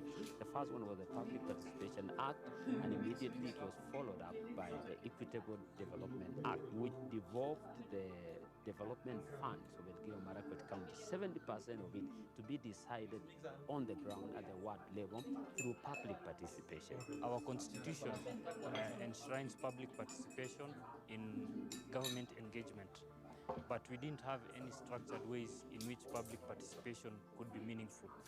We used to have public participation where we call a baraza, but out of the baraza, the kind of engagement was not constructive. Through OGP, we were able to develop guidelines, and public participation nowadays is guided, which really helped us in realizing our county integrated development plans. Governments can intentionally make public participation difficult for citizens by either withholding the information, give very little information, or give this information too late. What happened in Elgeyo Marakwet County through OGB, we did simplification of documents, where what citizen will interact with is summarized and put in a version that they can easily conceptualize and meaningfully participate. Number two, we made sure that for 14 days prior to the day of public participation, these documents must have been shared and distributed across the world. So coming to the OGP, we now say we must guarantee attendance of women, we must guarantee attendance of people with disabilities, the youth in the community. So we came up with even a delegate system where we would say for every village, we have we appoint 5 people in identification of your priorities. And not surprisingly, after we did that through the OGP lessons and reading through what has happened globally, going forward now, we are able to guarantee more than 30% of representatives being women, more than 30% being youth, and more than 5% people being disability.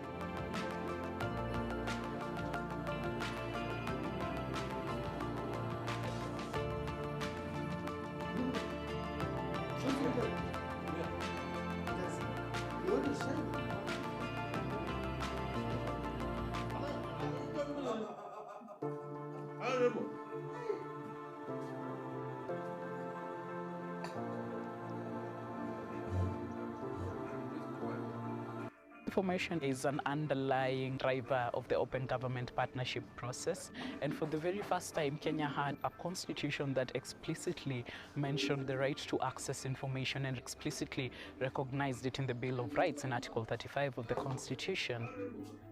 This was incredibly ambitious, and this was a new sort of provision for Kenya. And so what meant is that we needed to figure out how this right could be effectively implemented and how citizens would be able to sovereign. The Constitution is very clear that they are sovereign, it's their government, it must be accountable, it must be transparent, there must be no corruption, nothing to be told but to common people. Sirikali is a word for a reason in Kenya. As we are not used to proactively providing information, we are used to guarding information very secretly. To deepening that level of openness so that citizens not only have deeper access to information, but also can be able to make informed and their voice citizen-driven right. It means if the citizens are not asking that information, then you cannot enjoy that right. So it's a lot of awareness around that.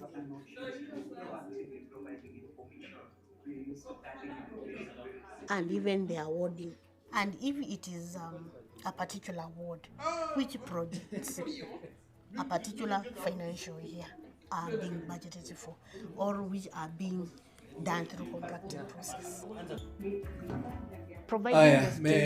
I kindly request that we start coming in. If you can hear this voice, this loud voice, kindly. There is a social May I contract request that here, you and Process is what makes these ideas of transparent government, inclusive government, accountable government mean real things for many, many millions of citizens.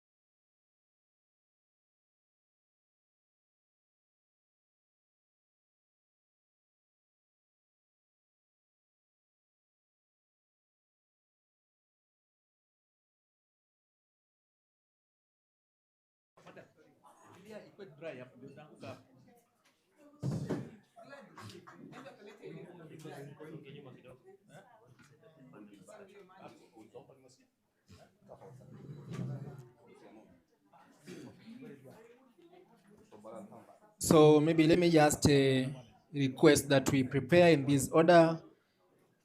Mr. Gitungo Omere kindly be preparing to be up next, as well as Mr. Edwin Rono, Mr. Emmanuel Kongoin also be preparing. I'll be able to usher you in a short while. Mr. Edward Wambani, the chair CSOs Kakamega County, be ready as well. I will be ushering you in a short while. So maybe let me just request that we prepare in this order. Mr. Gitungo Omere kindly be preparing to be up next, as well as Mr. Edwin Rono, Mr. Emmanuel Kongoin also be preparing and be able to usher you in a short while. Mr. Edwin Wambani, the chair CSO in Kakamega County, be ready as well. I will be ushering you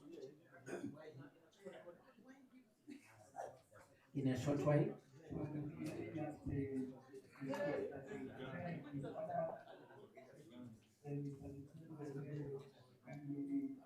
And lastly, Mr. Jonathan Misoi, be ready to also come to the panel discussion. So once I call your name, you will be able to come forward for the panel discussion. In the meantime, let me request all of us who are outside to kindly walk back in so that we may be able to finish our second session. And let me just take this opportunity to also recognize the presence of our county attorney, CS Vivian Mbaka. Karibu sana. Thank you for your very able presence. So once I call your name, you'll be able to come forward for the panel discussion.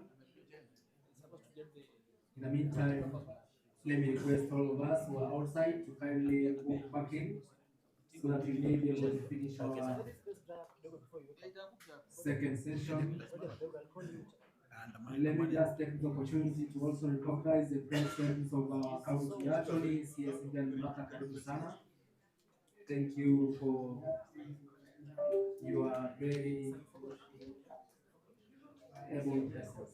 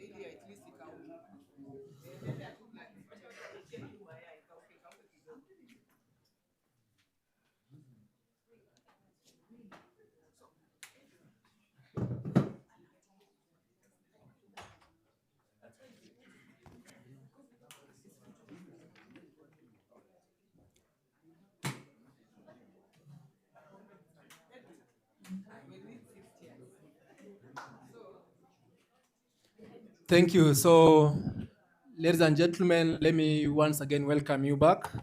And at this point in time, I will request that we'll be having our panel discussion. And if I call your name, kindly step forward. I can see already our Chief Officer, Daktari Vitalis Masahu, is already seated. Let me call upon Mr. Gitungo Omere, the Program Coordinator Mzalendo, to also move forward and take his seat here kindly. Mr. Gitungo, take your seat. Mr. Edwin Rono, the OGP, CSO Elgeyo Marakwet County, if you're in the house, kindly also take up your able place at the front. Mr. Emmanuel Kongin, karibu sana, your seat is well reserved for you here as well. Karibu sana, sir. Mr. Edward Wambani, the chair CSOs in Kakamega County. You also have your space at the high table, and I can see the way Madam Melania was saying we might need some more seats here because we still have got 2 more panelists to go. Thank you. So kindly can Mr. Mbani just have a seat kidogo. We will be getting a seat here for you. You will allow me to close the door so that you may be able to create more space for our panelists. In the meantime, you'll allow me to have the door locked. Kevin, you may assist me a bit. Yes, so we need to have 2 more seats, Edwin. Thank you, Karen. Thank you, Karen. Might have it there. Thank you. So, Mr. Ombani, kindly, you may take your seat here. We are assuming that the door is now officially locked so that we can use the back door. If you want to come in or get out, kindly use the back door in the meantime. Mr. Jonathan Misoi from Nandi County Government, kindly also, if you are not yet here, we also welcome you to take your seat here.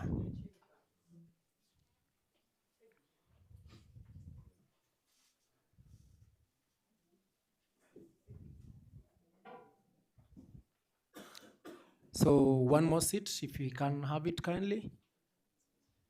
Just 1 more seat.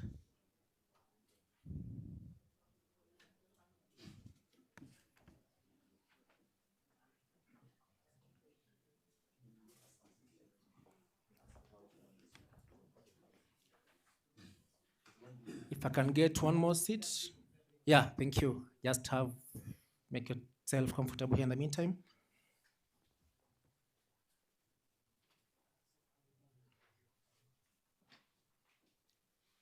So just a brief announcement, some housekeeping. Remember, when you're walking along the corridors, the paint is not so okay. So be very careful, don't lean on the walls. Mr. Edwin, I think we require 1 more seat. If we can have it, we will really appreciate. Yes, 1 more seat. Yeah, 2.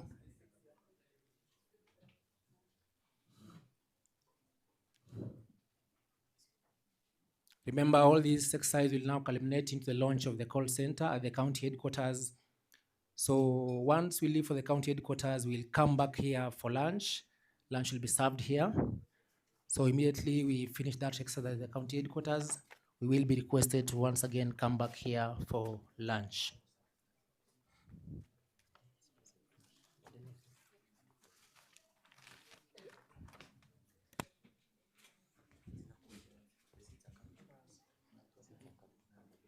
We can still use these ones, madam?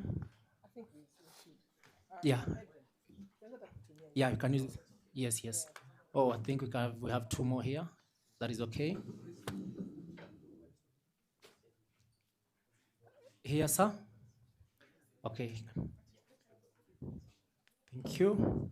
Karen, that's enough now. You can have 1 for, so Mr.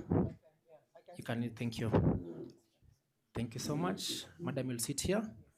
Let me edit for you. Thank you so much.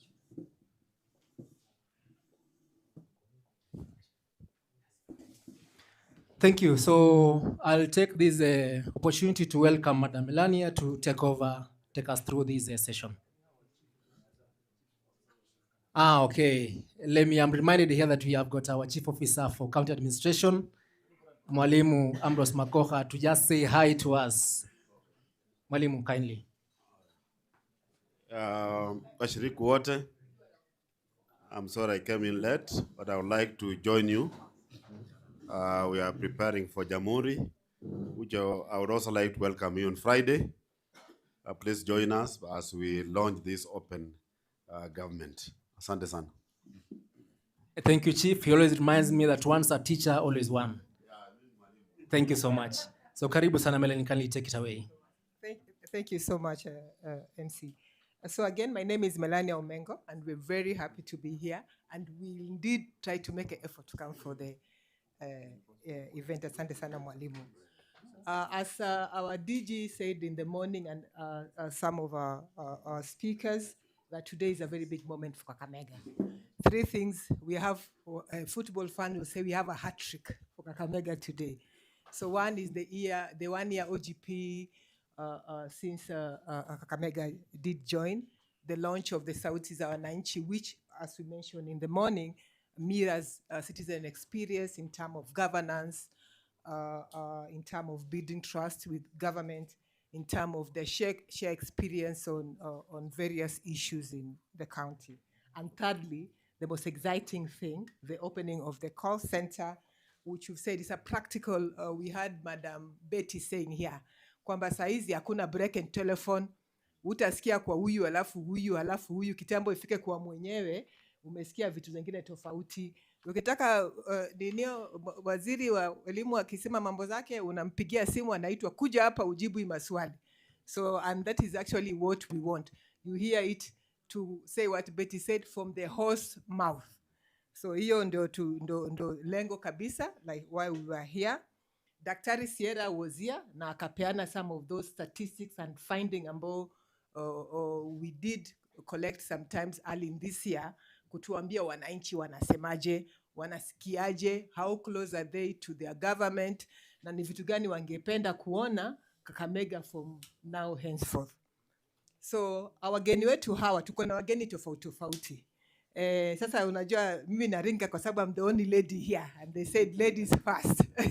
So for wakina wa mama, usijali mimi nitawamanage hawa. See, I've told you I'm Nyajok. So Nyajok can manage all these people. We are warriors. So in our panel, so the idea of our panel is actually now to share experience. Tulisikia asubuhi DJ akisema and Dr. Wera akisema kwamba we have people from Nandi, we have a friend from Marakwet, we have Mzalendo who have been the local government champion on OGP, who have a bird eye view and aerial view and experience on how OGP, kwa sababu wao walianza.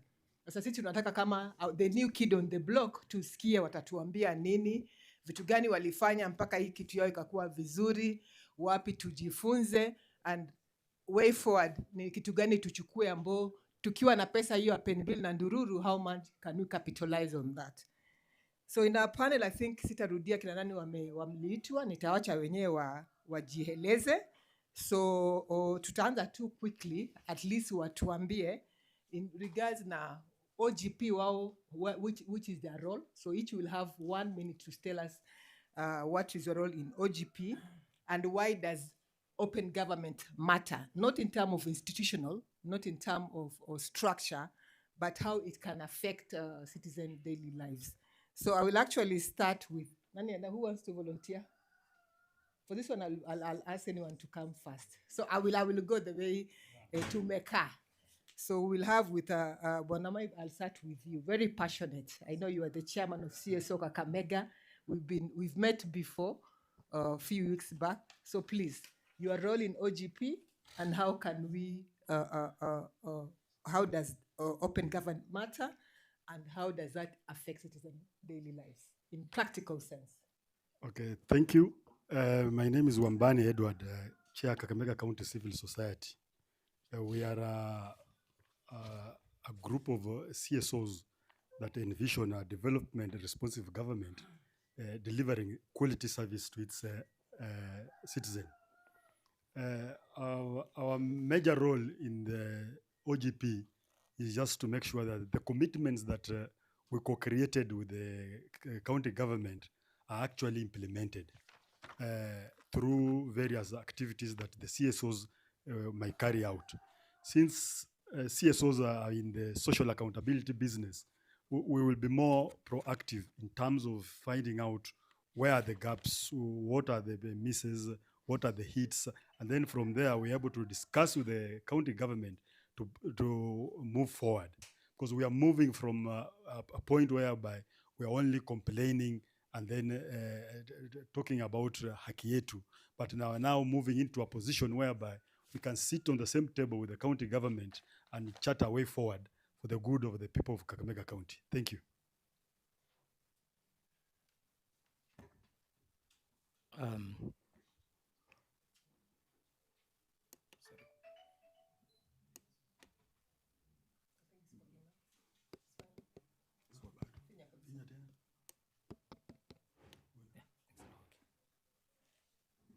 Okay, good morning once again. My name is Emmanuel Kongin, CSO lead Nandi County. When I went on, sorry, excuse me, with the OGP. I think for me, I'll start with just to tell the audience here what OGP is. OGP is Open Government Partnership, and it's a body that was formed by non-governmental organizations or CSOs with governments, and the intention was for governments jointly with CSOs make commitments at the global stage on how they want to make their governments open. So there are two levels. There's OGP at the national level. So Kenya is one of the signatories to the OGP. And then there is OGP local. And in Kenya, we have Nandi, Makueni, Nairobi, Machakos, and Kakamega. And then there's Elgeyo Marakwet, which were the first counties to join OGP back in 2015. I am lucky to have been part of the team that was supporting Elgeyo back in 2015 to join the OGP. And as signatories or as partners in the OGP, the role of civil society is to make sure that those commitments that government make together with the CSOs on behalf of the citizens are achieved. And you know, the good thing with OGP is that you measure commitments. So what have you achieved? What is it you wanted to do? And I think for us today here, we will be very happy to share what has happened in Elgeyo over the years. And also currently, that's where I work with the Nandi County government on their commitments. And kazi yetu pia ni kuhakikisha kwamba mambo ya kuwa na serikali, if you can remember back in the day, kulikuwa na serikali, people used to fear talking about government even when you're alone. But I think that is why OGP came, so that then we move away from governments being secretive to governments being open and responsive to citizen needs. And as CSOs, that's our main role, to ensure that whatever commitments governments have made, we follow up and also go back to the citizens and tell them this is what the government has promised to do. These are the gaps. This is where you need to push for government to be more open. Thank you.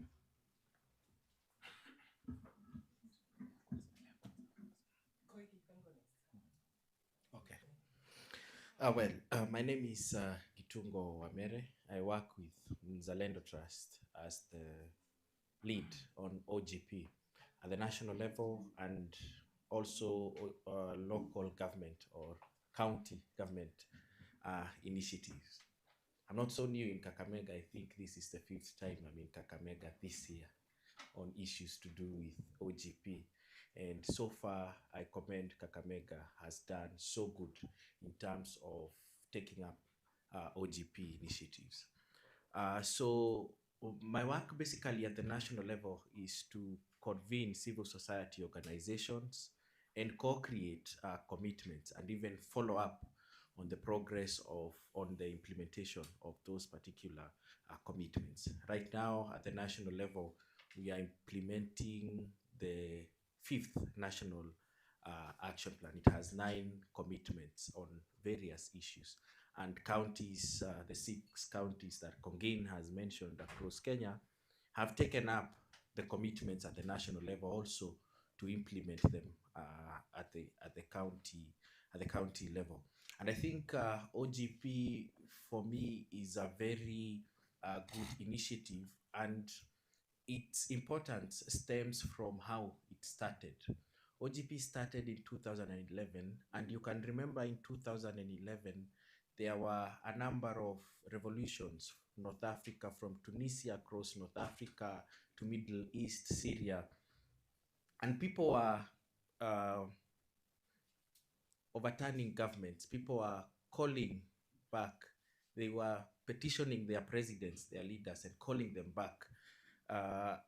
And at that point, I think leaders of governments felt scared and they asked themselves a question: why are these people turning against us? Some of them voted us, some of them coronated us as kings, but now they are rising against us.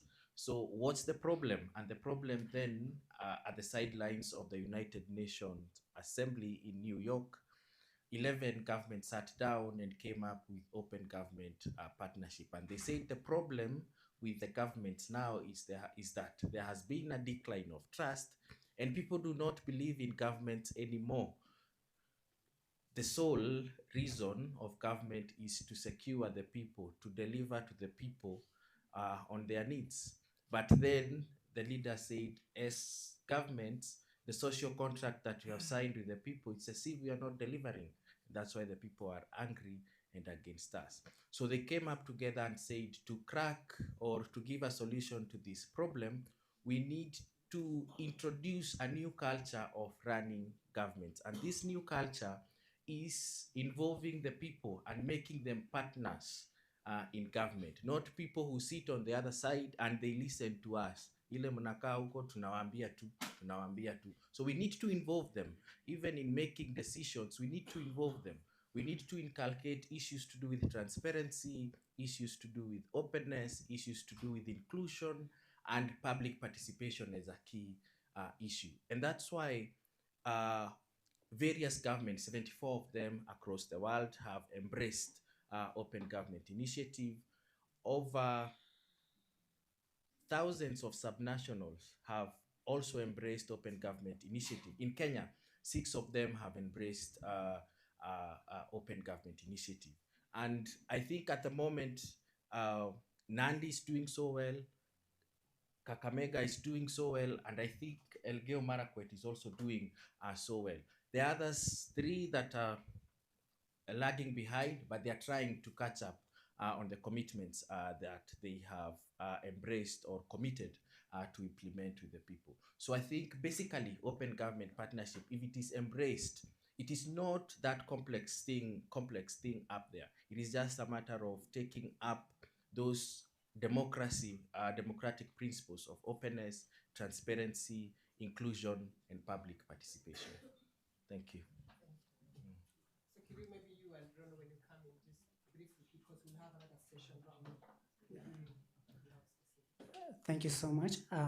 First of all, congratulations to Kakamega County. My name is Edwin Rono. I'm the CSO lead for Elgeyo Marakwet County.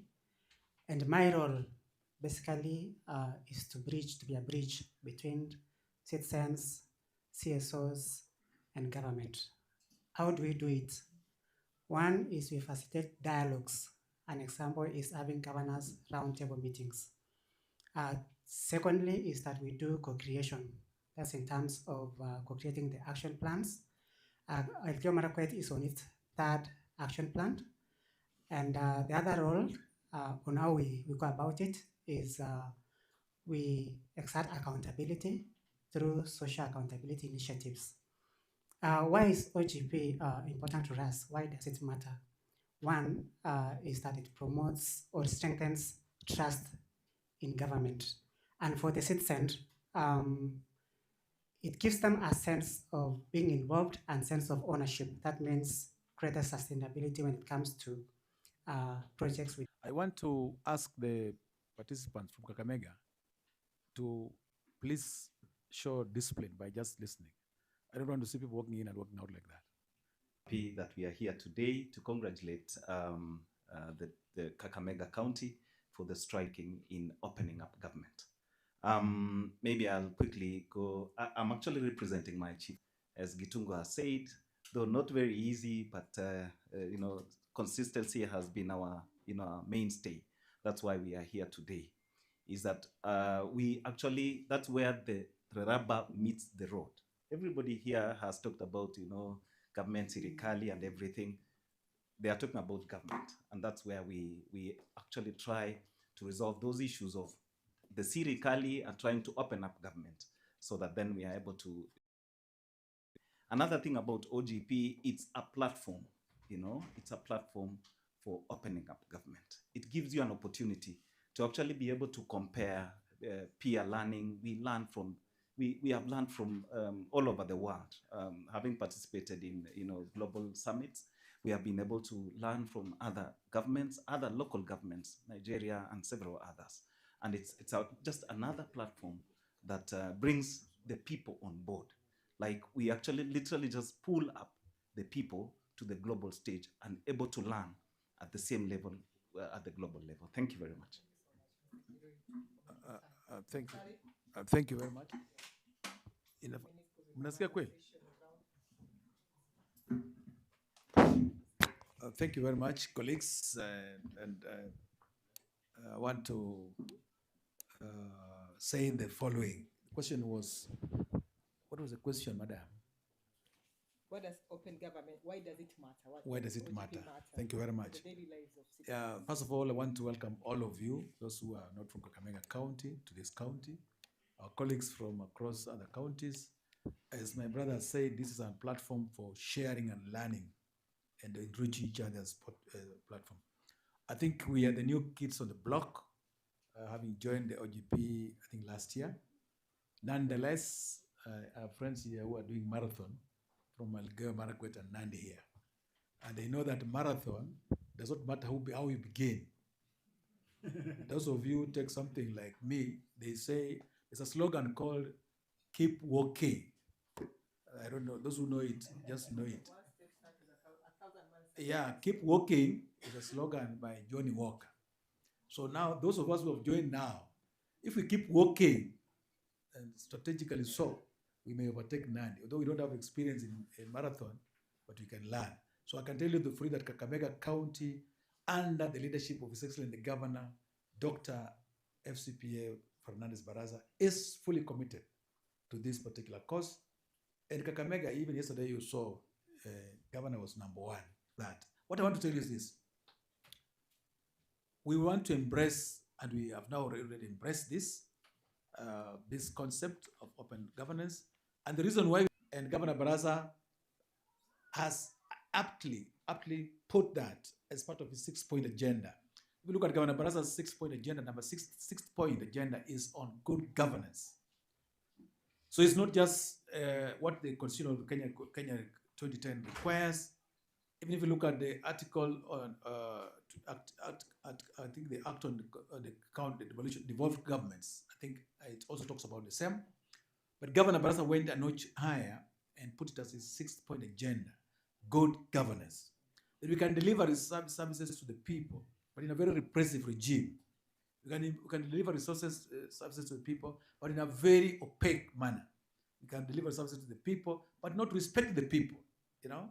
We've heard of what is called democracies. They also are called the leadership of people like Paul Kagame. It's called what? Called benevolent dictators. Yeah, people who can do very well, but there's nothing called rights there. I'm not saying he's not doing that. Don't quote me. But I'm just saying that we have leaders who have been able to deliver without necessarily being people focused, and they don't care. But the experience and research has shown that when you open up government, when the people themselves take center stage, when they can say what they want, when they can distill, when they can be able to scrutinize and critique development programs from the first time they are designed, you achieve faster and better. Of course, it has also its own challenges, but I think the point is, Kakamega County government, and especially the governor, first to subscribe to the Constitution of Kenya 2010. We must respect it.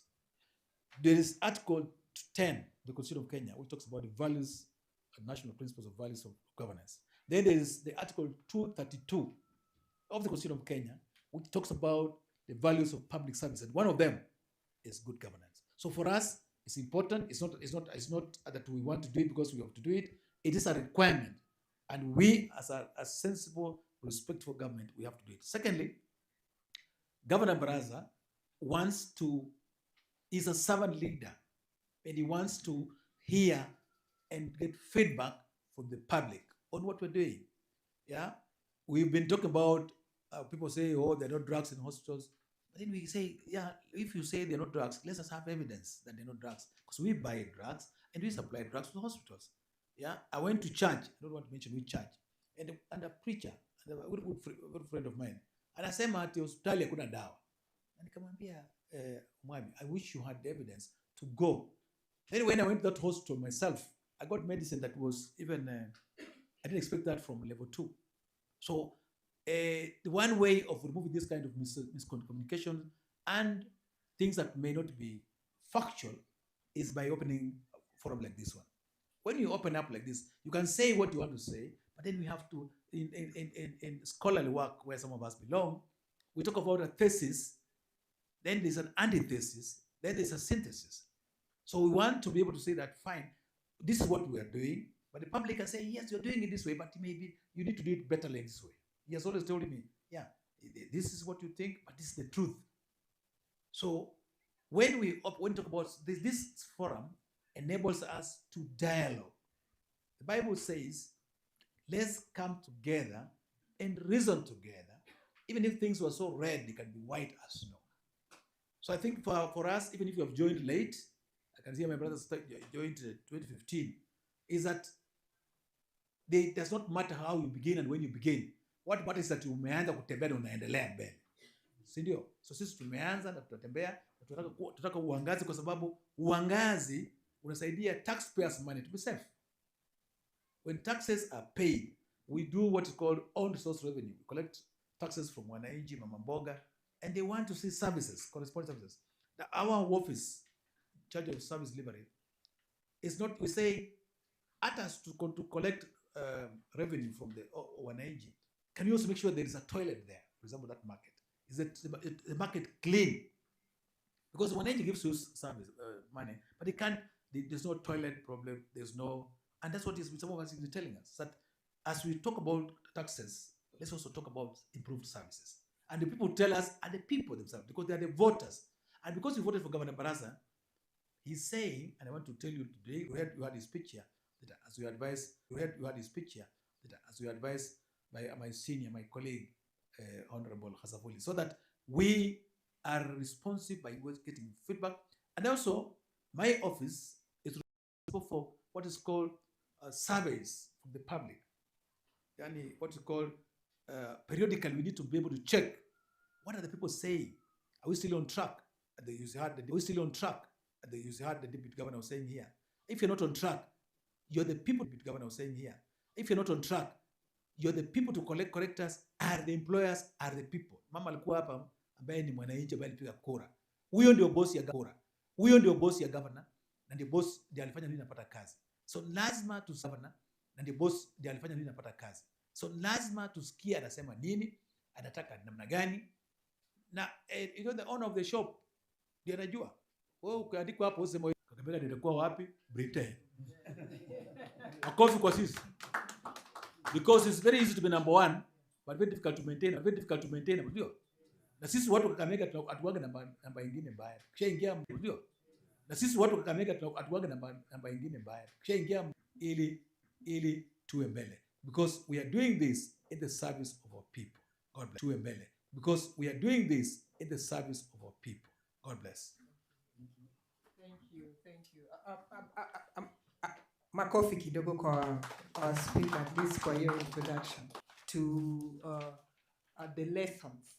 And I'll start with, I'll go back to what Rono claimed, that he said, we were the pioneers of the OGP. I think, Rono, you started with, you were among the 3 subnational, apart from Kigoma municipality, and then Sekunde in Ghana, and then I think for us in Kenya, Elgoyo was that early adopter. So just thinking about hearing what the DG said in the morning, sharing the speech for the governor, Daktari feedback on citizen of you. What is those 2 things that you think Kakamega, being the new kid of the block, concrete, wachana na hizo vision and value of OGP, kitu kwa sababu watu wanasema kuna vitu kwa ground ni tofauti, so tupatie tu hizo vitu za kwa ground ambao Nandi mmefanya mpaka mupate So Elgeyo Marakwet tumefanya kuanzia mulianza mapema. And then of course Emma will come here tell us about kwa nini walipata kikombe. So I'll start with you. Just tell us those two things which we think we can adopt as Kakamega to ensure that we. Thank you. I'll keep it brief. There's a saying that jack of all trades and master of none. So my first takeaway for this meeting is that identify your pain points or where you'd like to shine, and then keep a lot of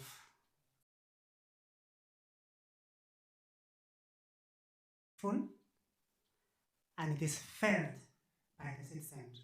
You know, sometimes from the government perspective, you think you're really delivering, but the citizen is not feeling it. So every feedback from the citizens, like in the case of what the CEO said, when that preacher talked about that was information. There must have been a feeling, that one thing that you like to be known for.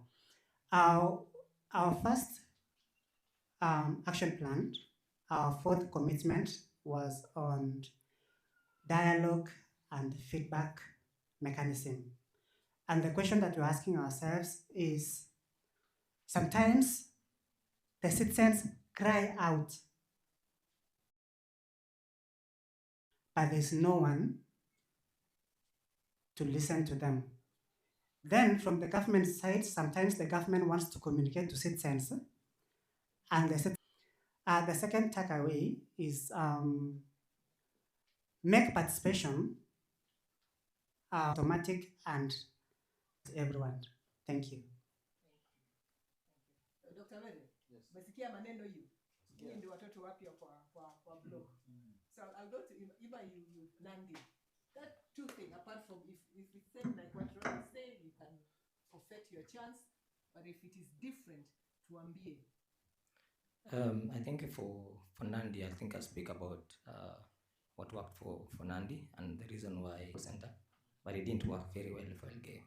So as you open yours also, don't make the assumption that the call center will work as well as the one for Nandi works.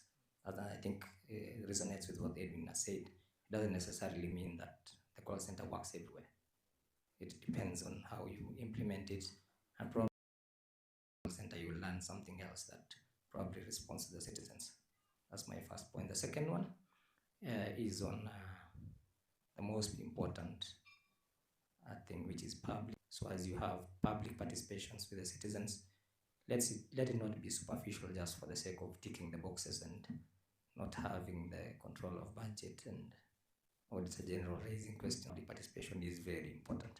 If you are given 20 projects by citizens, it's important to go back to them and tell them, you know, we cannot do the 20 for reason 1, 2, 3, and we picked this project which you accept what you've decided and also own those projects at the county, at the ward level. And also lastly, for public participation to be meaningful, try as much as possible to have it at the lowest level.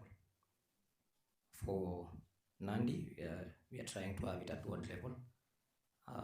For bigger counties, the other counties like Makueni have public participation at village level. So I think that's something you need to think about. And as you also set up the call center, let's not make the call center dilute the other public participation, especially in the public finance processes. Thank you. Thank you so much, Ima. So I think, Ima, that was really insightful. The public participation has to go to the lowest unit. We do know the budget, where it stands, you know, and as per law, it's at the world level. So it will be very interesting to know how you've managed, you know, what are the tactics you've used to ensure that you go to the lowest, and keeping in mind the financial implication of that. So I hope we'll revisit to discuss that. And I think I want to revisit the issue of call center, and this is, I'll give it to Kirui too. So what we want to know is the actual tactics, giving us an example that what is this that about that call center now, because I'm hearing you are the star. You have beaten Elgeyo, walianza kidogo wakapumzika. So Nandi now have it. So we really want to know the actual tactics, because I think Ima was very specific and very helpful to say that just a call center is not enough. There's other things which you have to keep in mind. So 2-3 tactics which you have made it being, fruitful until now, miaka mitatu. Thank you very much. I'm glad I'm here with the man who actually did our call center, Emmanuel. Makofi kwa Emmanuel. Yeah, he did a really, really good job. And I think he has done that also here. I'm also here with the call center manager, Nandi County call center manager. She's here, Emily. And I'm sure she would have even more deeper discussions on that. But I would say maybe 2 things that we have tried to do. And it's my also advice to Kakamega County is starting small, but staying consistent. Consistency is what has actually kept us. If Emily will tell you, is that there are times when, everything is going down, issues of human resource goes down, but we have tried to maintain, the consistency in ensuring that we give information to the public. Another thing that we have also done is created a base, information base, where all the information that we have ever handled is actually with them. And they will always access that information as and when it is needed. So we actually create that base over time. You cannot, and that's why if you don't stay consistent, then you lose track along the way, because then you will lose information. You will not be able to stay consistent, and citizens like to hear, the facts. And it's also part of call center is also liaison. They liaise with all the other departments to ensure that they get the right information, the facts that will always. So what we have done is have focal persons in the various departments so that they are able to be contacted on any information concerning the various departments. So that is something that has happened. Another very important that I want to mention is involvement. I think on ensuring that the multi-stakeholder forums work.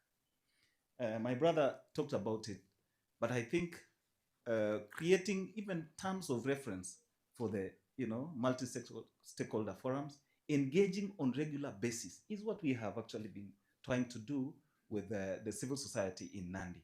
And it has actually created a very good relationship that has moved us to where we are. Just to mention is that we have actually won three awards globally. Call center, we have also done Open Data Desk in 2021, and in 2023, Access to Information Award. And it is not for having done. He mentioned about high impact. Call center is a high impact, but you have to be consistent so that then you're able to see even more results. So staying consistent in what you do, as small as it may be, don't go too wide and you will end up losing track. But if you stay consistent on small things and going deeper, like what has happened. We started with the call center. Of course, our first action plans were 2, open contracting and public participation and civic engagement. And it has actually brought the issue of us going all the way to the ward level in involvement of the people.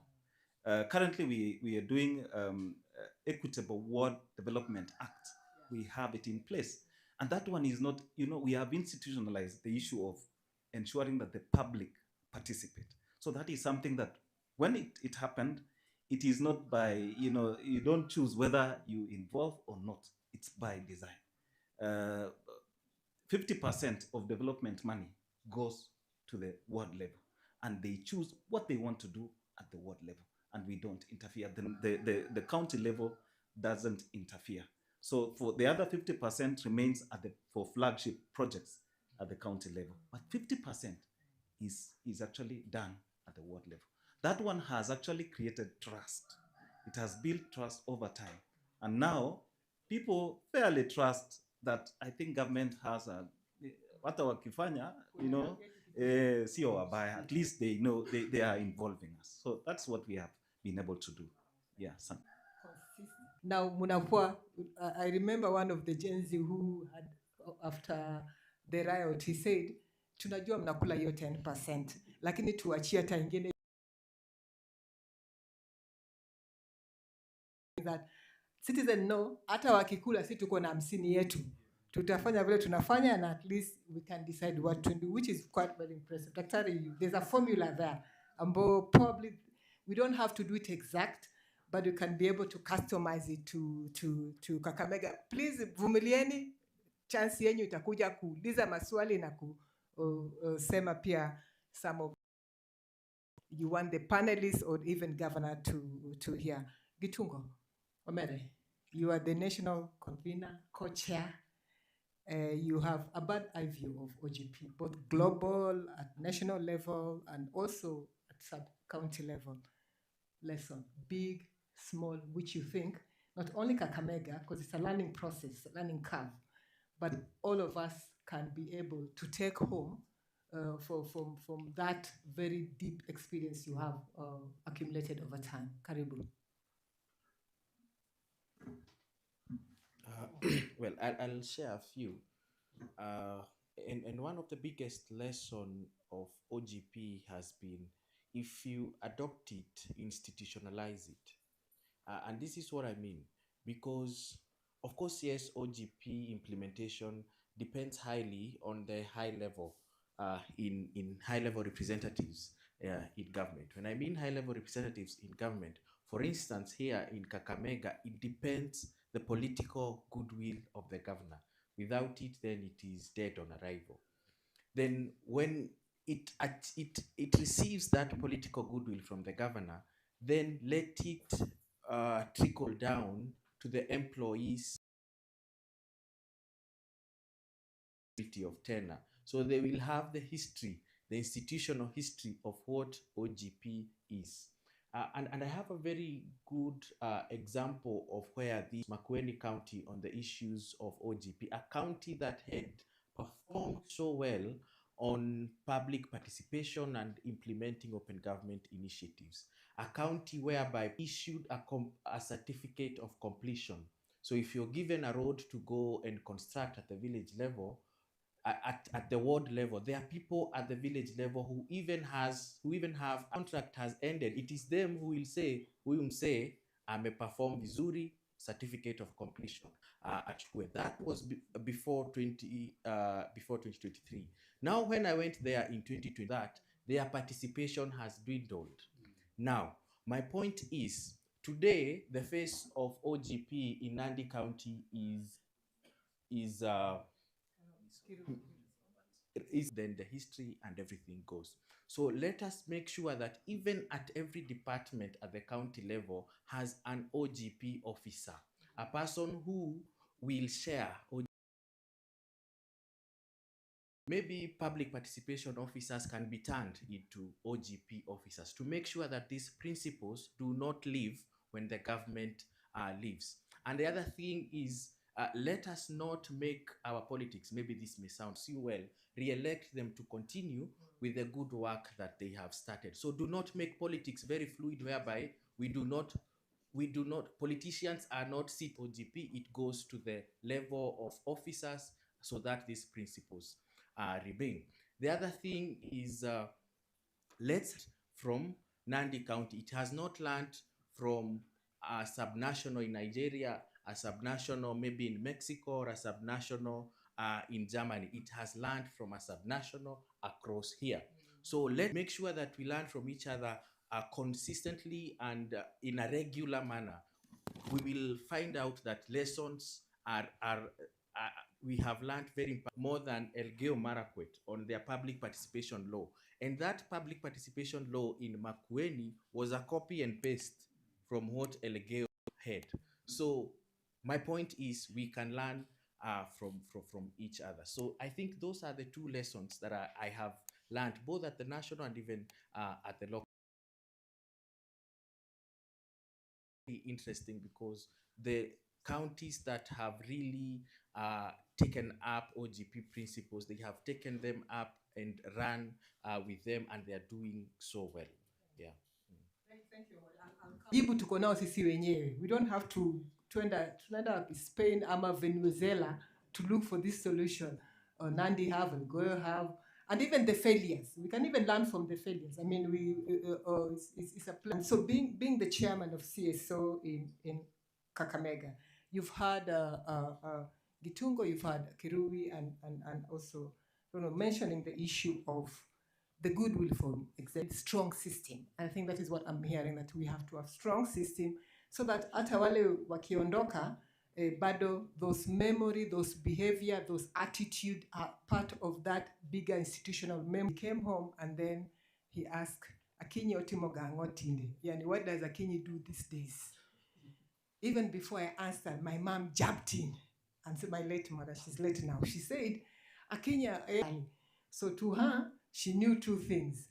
CSO, either munafukuzana na serikali ama mudagawanya net. And so, as a CSO, we should be our role to ensure that commitment is citizen-driven, is very inclusive, especially talk about values, system, and all these changes in general. So I want you to tell us this energy. How do you do so, and where should we channel, especially for these special groups? Thank you. We know that CSOs are a bridge. Is one, the OGP demands that we co-create with the government. We have done that, the 4 commitments.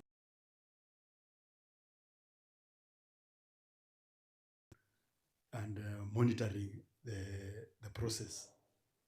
So from here on, now it's our work as CSOs to make sure kwamba this commitment.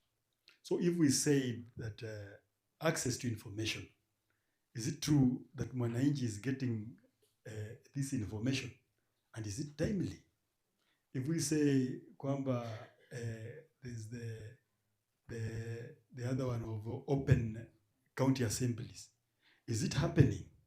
So our major role will be to give reports that are able to help the county government see how far they have gone in terms of implementing this process of open government. Because many a times we'll find that when the government does the evaluation, we will like to see that evaluation. We will like to see that with this call center or this contact center being more inclusive. Now, whereby maybe the projects that we'll be doing at the county level will have a legitimacy from the public. Because size you have to kuna projects za county ukiuliza mwananchi ajui. Kuna projects za county ukiuliza mwananchi ajui, anauliza hii ni ya nani? Unaona? Because they are detached. So ours is to keep the county government on toes. As we continue collaborating and working in this cordial relationship, we will also maintain the working in this cordial relationship. We will also maintain the watchdog aspect of it, making sure that whatever we have agreed on is implemented. So even here, I would like to take this opportunity to ask Mzalendo list. Thank you. Mzalendo list. Thank you. So Mr. Mbani is co-creation. Tufanye kazi pamoja cordially. Daktari participate. And they found that the people who stopped participating, they are the one who used to participate. People who stopped participating, they are the one who used to participate, but their expectations were not met with any feedback. Sasa wakaenda.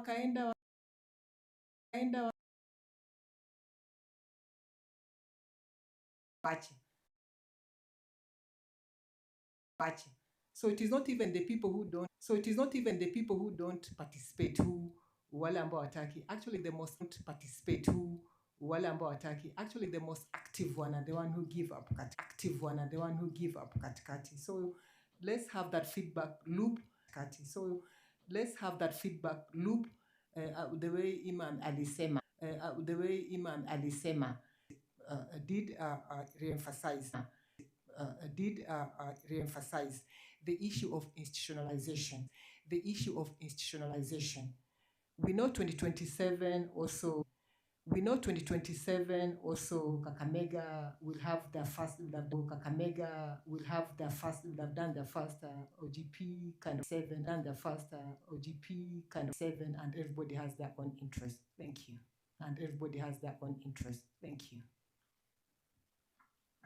Thank you very much, colleagues, for sharing. I think Kakamega, even if it has the potential to succeed, probably more than any other. One, if you look at this meeting, we called in our colleagues who are from the sub-county administration. Diana, I hope you are following. Yes, I all them to be here, all of them, the 12 of them. We are 12 sub-county administrators who are the equivalent of DCs, these commissioners here. And then we have got 60 ward administrators. Then we have got community area administrators, the guru, assistant chief there. If you listen to the governor's speech, he said he's going to reinvigorate the area councils. There's what's called area councils under the area community area administrators. These are in the 4 main devolved units, devolved functions: education, water, health, roads, and agriculture. Now, these particular organs are headed by these officers you see here. Can you kindly stand up if you don't mind? That's administrators from the ground. Yeah, thank you. Please just be seated. Thank you so much, my sisters and brothers. Now, these officers, governors ordered that during what you call service delivery meetings, which governor chairs and I'm the secretary, they're also there every time. And these people actually, they are the ones doing OGP now, Kakamega, than anybody else. Hao wakisimama kuongea, governor anataka tu aseme vile iko. Hawataka kusikia, governor doesn't want massaging. Ati mheshimiwa kila kitu nzuri. Hapana, wanaambia tu kwamba governor, unaona hii choo vile imekaa. Wananchi wanalia. Anachora tu hiyo picha na anaweka tu namna hiyo. Ni mkubwa yao ni huyu. Huyu mkubwa ndio mkubwa ya hawa officers. So these days, at first walikuwa nakuja kiogopa. Walikuwa naongea, waziri anasema hapana, apewe memo huyu anaweza kuongea kwenye report kwa governor. Siku hizi niliambia hao sema vile iko. Sisi ukweli, tunasema vile iko, Mary. Anybody can tell you. Mwingine alionya wewe nikamwambia atatoa yako mkutano na utoke kabisa. Alikuwa waziri. Nikamwambia kama unakuja kuleta mchezo hapa kufinya hapo watu, wewe umepewa kazi ya waziri kufanya kazi ya wananchi. Na hao anakuambia kwa ground vile iko ndio hii. Wacha waseme vile iko. Siku hizo wanasema ndio. Kuna mtu anasuia nyinyi kusema so kuja tu wanaongea, they are very emboldened and very open. The fact that now hata juzi huyu aliambia sisi mambo huyu kutoka Mumias West. Anasema barabara iko mahali fulani, hiyo barabara ni mbaya sana. Na isipowekwa inaweza leta tatabu kwa 2027. Si usema hivyo? Na mkubwa akasema afadhali niambiwe hivyo mapema, nijipanga kushinda kunyamaza. So the one I want to tell you this. We have a very robust structure by the governor which goes beyond the government. These officers are permanent and pensionable officers. They are not there because they were there during Governor Paranya's first time and second term, and they're now there under Governor FCP Banana Baras. That's one structure we have, very robust. That's why we say if we can really work with them properly, these things on the grassroots will be more fire than even here at Nairobi, Kakamega headquarters. 2, we have governors appointed in his wisdom because he has a good governance pillar. Number 6, we have the Honorable Said Ghasabli is the governor's director for governance and strategy. So that's already there. Of course, he may also go if governor leaves, he may leave, but we're not going anywhere. We are here until 2032. So going out is this year. Tutafanya namna hii. We are here. Hakuna mahali tunaenda. Lakini hata kama hivyo ukiangalia vile tumepanga kazi ni kwamba unaona huyo officer, please stand up if you don't mind. Oris. This officer is a principal administrator. Please take a seat. Huyu ndio tumeweka kuwa OGP conduct person. Huyu ni officer ambaye hata kama kuna gavana mwingine anakuja asifuta huyo kazi. Huyu ni officer ambaye ni officer wa kufanya kazi kwa serikali. Just the way you've done in Nandi. Thirdly, Ukiangalia katika serikali ya Mheshimiwa Governor again, hii kazi ya open governance inafanya watu wawili. Tuna my department, risk management service delivery. Governor called it risk management because if you don't do good things, don't mobilize manage vizuri, so don't know. I manage very interesting things. If you hear governor's name for me, you'll be surprised. But I don't want to say it here in public. Governor's a name for me. My name is different. The things I do here ni ngumu kujua na utaelewa. Na kwa sababu to keep this government alive until 2032, and it has to be like that. So don't worry about, we're not going anywhere. So hapo kufanya kazi ndio tunasema tukae na raia karibu tuelewane. Kama kuna maneno rekebisha tukae pamoja mpaka 2032, si ndio? Simipige makofi hata pia mimi kwa kofi. Hii ndio ukweli iko. Lakini iko hivi. If you look at again the civil society, many of my colleagues had a very different understanding of civil society. They think this will just come to kusumbua hao. But civil society is part and parcel of governance. They bring a different perspective that you may not know, my sister. Yeah? I was in the civil society for 22 years. All these big NGOs can't have worked with them. Whether it's Plan International, whether it's AMREF, whether it's Action Aid, whether it's UNDP, outside the country and beyond. Yeah, I've worked in my political name is. We have things we do that cannot mention here, but serious business. So, serikali ya Kakamega hapa tuko na mpango ya kuona kwamba hii inaendelea mbele. The call center, I'm happy that to learn that. In fact, now from what you have heard, we should not go to Baringo. I think we should just go back to Nandi because ule umeona hapa, you only go to places where good things are happening. Sasa unaenda kufanya mahali watu wanaenda kujaribu mazoezi ndio unaenda kufanya. So we shall first of all, Emmanuel, turudi Nandi kwanza because now they're combining OGP and call center. Now vile naona wameendelea zaidi. We'll go back there first. So madam, tunaenda hapa Nandi kwanza. Then from there we'll go back to Baringo. Tunataka pia mzalendo usaidie sisi hata saa ingine page marking hizi kidogo. Usaidie pesa kidogo, tutasaidia sisi tuende. Because you know capacity building. So ndio, mnipigie makofi pia. I'm fundraising for you. Yani some of these things ni ngumu kupata. Na sasa nataka tu kwenda peke yangu, nataka pia siku moja niende na hao maofisa wa serikali hao. Si ndio? Hao pia aende Baringo, waone mambo vile inaendelea. Ndio wakana wananchi kwa ground. Wanajua kwamba it's not a favor they are doing the wananchi, that that's a constitutional requirement. Si ndio? So sisi, I think we have very fertile ground. Very enabling for OGP to succeed. But more importantly, vile nimeona, goodwill. The former governor did not have good governance as part of his agenda. This governor has 6. Hii kitu umeandika business processing reengineering. Unafanya aje? Sio? How are you making sure these things of public? Sasa nao nimeona kweli kumbe kama tulikuwa tumeadopt hii mapema. Ningetoa report hii nimetoa leo hii kwamba unaona tuli commission report kuchukua maoni ya wananchi. Na maoni ya wananchi wanasema na kwanza daktari next week anapata PhD. Hiyo msijaambia mtu. Ameweka call center leo pesa imetolewa, nimeambiwa asubuhi iko kwa imetolewa, waende wanunue hiyo line. So you can see that this is in good faith, but I can tell you for free mwami mzalendo hii pesa kidogo ya capacity building. Unajua mtoto akizaliwa mdogo the hard part. So sisi ambaye tumeanza tu kwa namna hii, kama kuna kitu ya kusukuma sisi capacity kwenda sasa unasikia ati kweni imerudi chini. Sasa sisi tunataka utuweke kitu mkono kidogo zaidi yani. Reflection and sharing and lesson. Thank you very much, Daktari. Indeed, when we were here last week, actually, you will not believe it. Acha niwaambieni siri. 3 weeks ago, we did not know even this will happen. Sincerely, we did not know. I have to say this. A month ago, we did not know. Tulikuwa with Edwin, the team from call center, we were almost $10,000 deficit. We said, as Twaweza and Zalendo and the partners, we can be able to bring team together, to set up this thing. We have this reflection.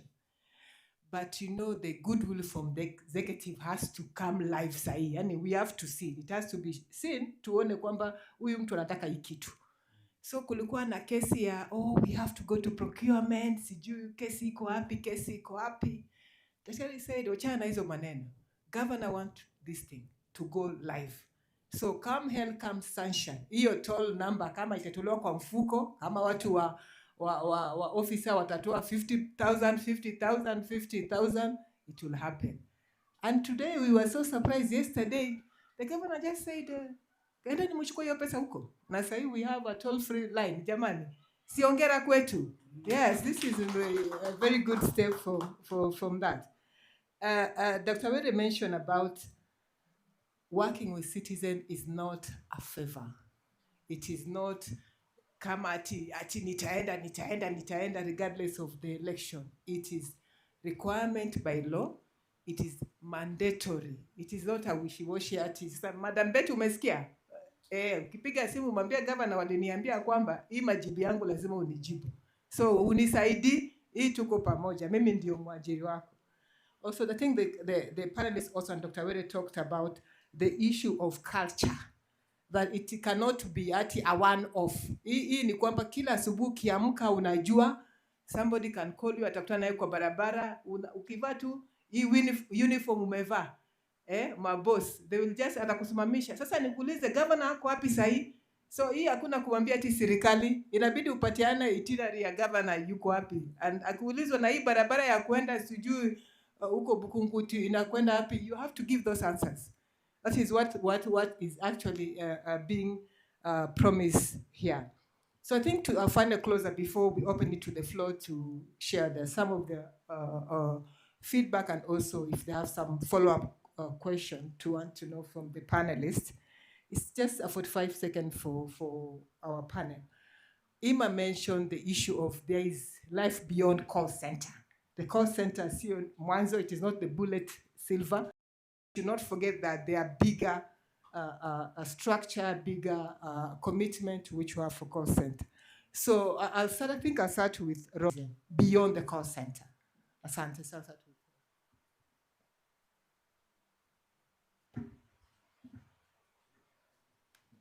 Thank you so much. I will just put it in one sentence that you are seeking. Thanks. I think the secret here is OGP, the pre-talk to each other, and both sides should give feedback to each other. And all these conversations should be taken positively, so that when Wananchi comes and says something, the other side does not see a sieve. Thank you very much. Mine is on an item that I think you mentioned about responsiveness. And I want to mention something. What about technology is we have actually come up with so many platforms that the discussion we are having with CSOs is not whether we uploaded or not. And we have taken them to another level. So the discussion is different. It's not as initial. Initially, they would say, amuja upload, amukuweka, you have delayed. But now, technology, very importantly. And then finally is, like we have done on access to information, we are already developing a platform that we will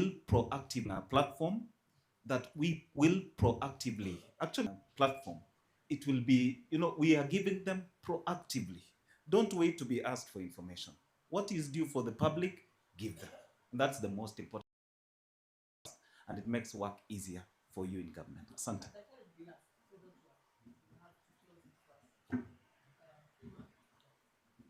I think for me, I'll mention it, and I'll tell you what you value. So at the end of the day, I'll tell you, openness in government is not cheap. How much is the budget for Kakamega? The current one? Total budget. Just the total budget. Anybody? Somebody? Yeah. Per whole year. But what we get is different from what? Yeah, of course. I do budget analysis, and I think that's something we can have a conversation about. If you don't allocate money for public participation, you don't allocate money to support OGP commitments, you will always be crying to Mzalendo and to Aweza and asking them to do it. You will have the problems that Elgeyo is facing right now. in implementing their commitments. And the earlier you do it, the better.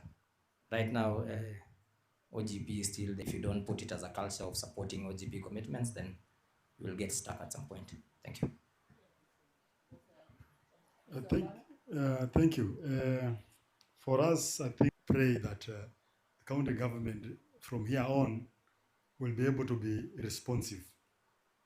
That will be a very big milestone to us, because once the citizens feels that they are being heard, they are being engaged, they are being involved, they are influencing decisions, they really work with the current government to improve on service delivery. Thank you. Having heard all this, that one secret sauce from our 5 panelists, what one key action? Promise. I also want to, I'd forgotten to mention that His Excellency the Governor of Baraza has also put in place the Office of Ombudsman Act. That act is extremely important in streamlining issues of access to information and public complaints as well. So in fact, what we've been doing, we've been working very closely with him. But now, and to ensure that officers in government can understand that access to information is a requirement by the law, by the Constitution. So two, in terms of lunch, I'm going to get you a bure. So he's saying that if Elgeyo Marakwet's budget of about 5 billion, they have been able to operationalize public participation at the village level. When I talk about continuity and sustainability, Director Mwendo is a director appointed by the governor to be in charge of participation. So you talk about meaningful public participation, not just fussy manipulation. You're hearing that. You know, there's fussy manipulation, there's also meaningful public participation. So we will and efficient public participation, so that people, and I think those comments are hearing from here, and people must see that we are genuine. And the people now in this country, people are very smart. They can see what they are joking with them, you're not serious. And the Gen Z are very smart fellows, you can see. They know when you are not serious and you're not joking with them. And they don't want jokes, they want serious business. So I think we are getting that. So that office is there. And I think you have budget. You have a budget. Public participation. Kama una, sasa kutoka budget ikianza fresh, make sure uko na pesa. It argument resources for other departments. Our chief officer for public county officials is also here.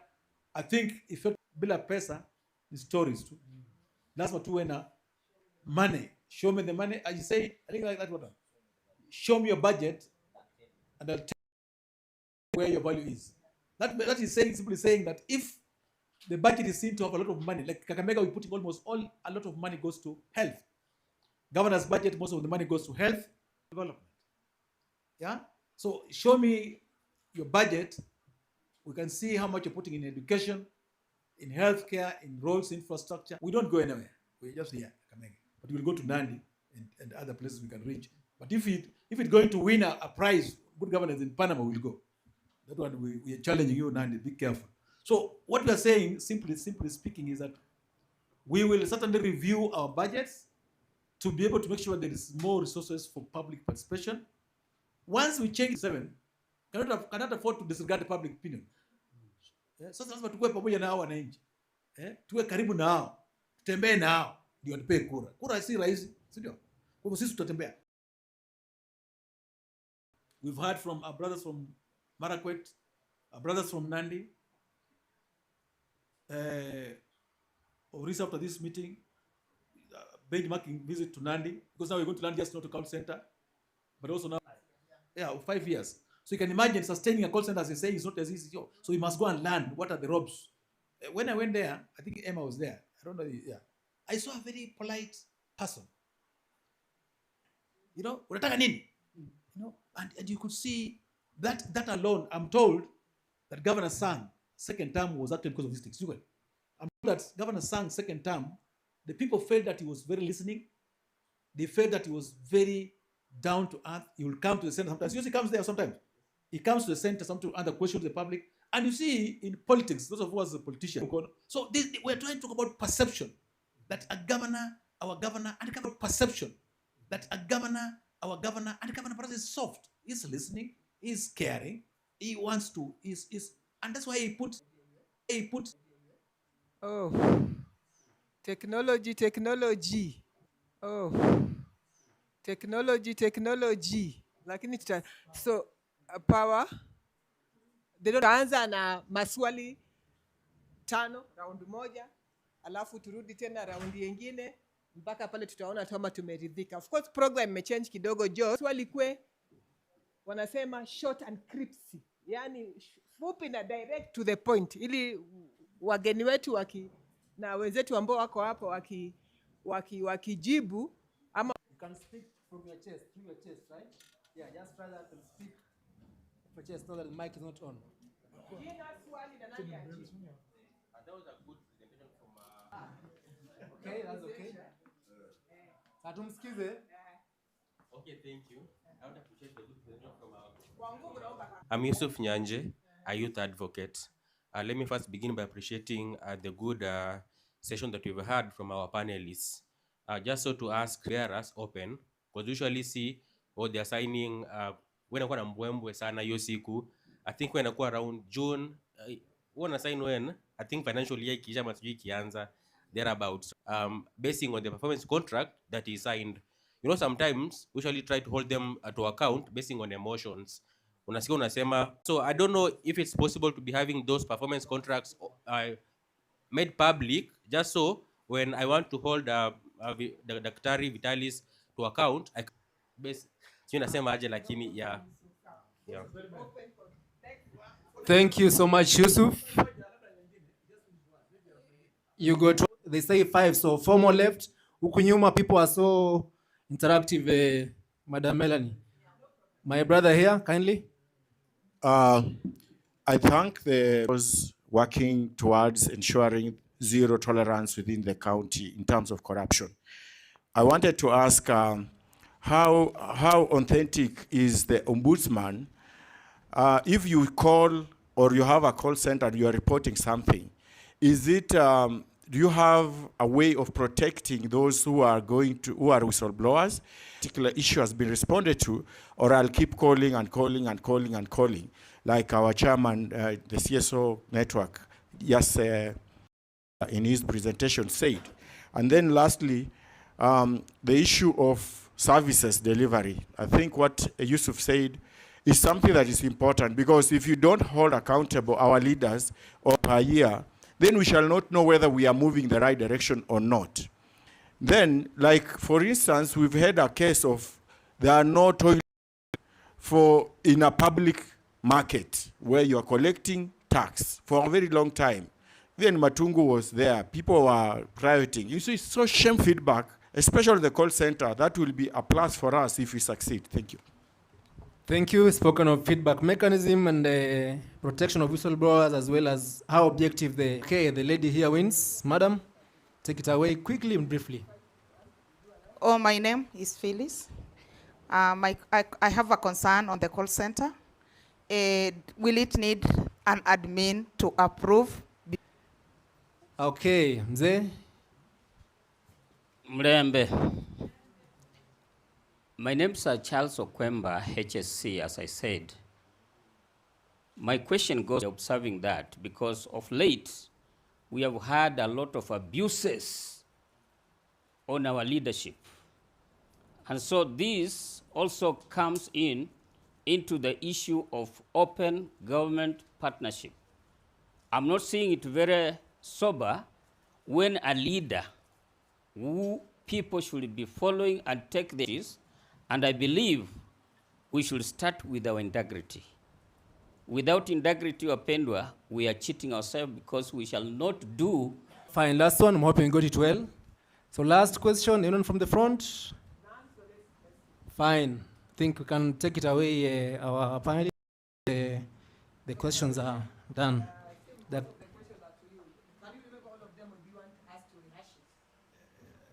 can try, but I think I can. So the confidentiality, especially for whistleblowers, and also the follow-up channel, how will it be done? Finish System if it's hacked, whether we can have a system of replying back via SMS or something like that to the public. Can I? Then I'll go to the others.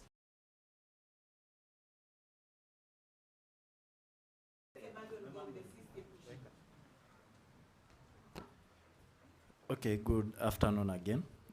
So I'll start by addressing the issue of whistleblowers.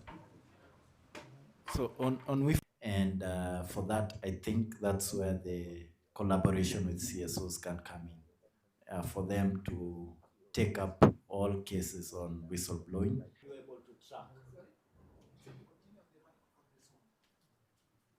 Oh, okay. So they were asking, how are you able to track issues raised at the call center on a ticketing system? A ticketing system is where it's more of just a platform where you say the caller called and was calling about has been escalated to this department and you should receive a response within this timeline. So if you don't receive a response within that timeline, then you have a and which departments are not. So after that, when the issue is closed, the management or the leadership of the county can be able to tell how many issues were raised as they continue their day-to-day activities. So in a nutshell, that's how a contact center works. On the issue of data integrity and security and whether the system can be hacked, this system is Police Development Authority. The data center is a Tier 3 data center. It is, in fact, the highest rated data center in sub-Saharan Africa. And it has power redundancies. During the time there were blackouts, the call centers continue running. We also have firewalls and top-notch security. When you see sometimes government systems being hacked, we are not touched. And we have also gone to another level where we have a lot of application security. Additionally, all calls are recorded for life. So if you want or the leadership wants to retrieve a call recording, they can always go back and listen to the call.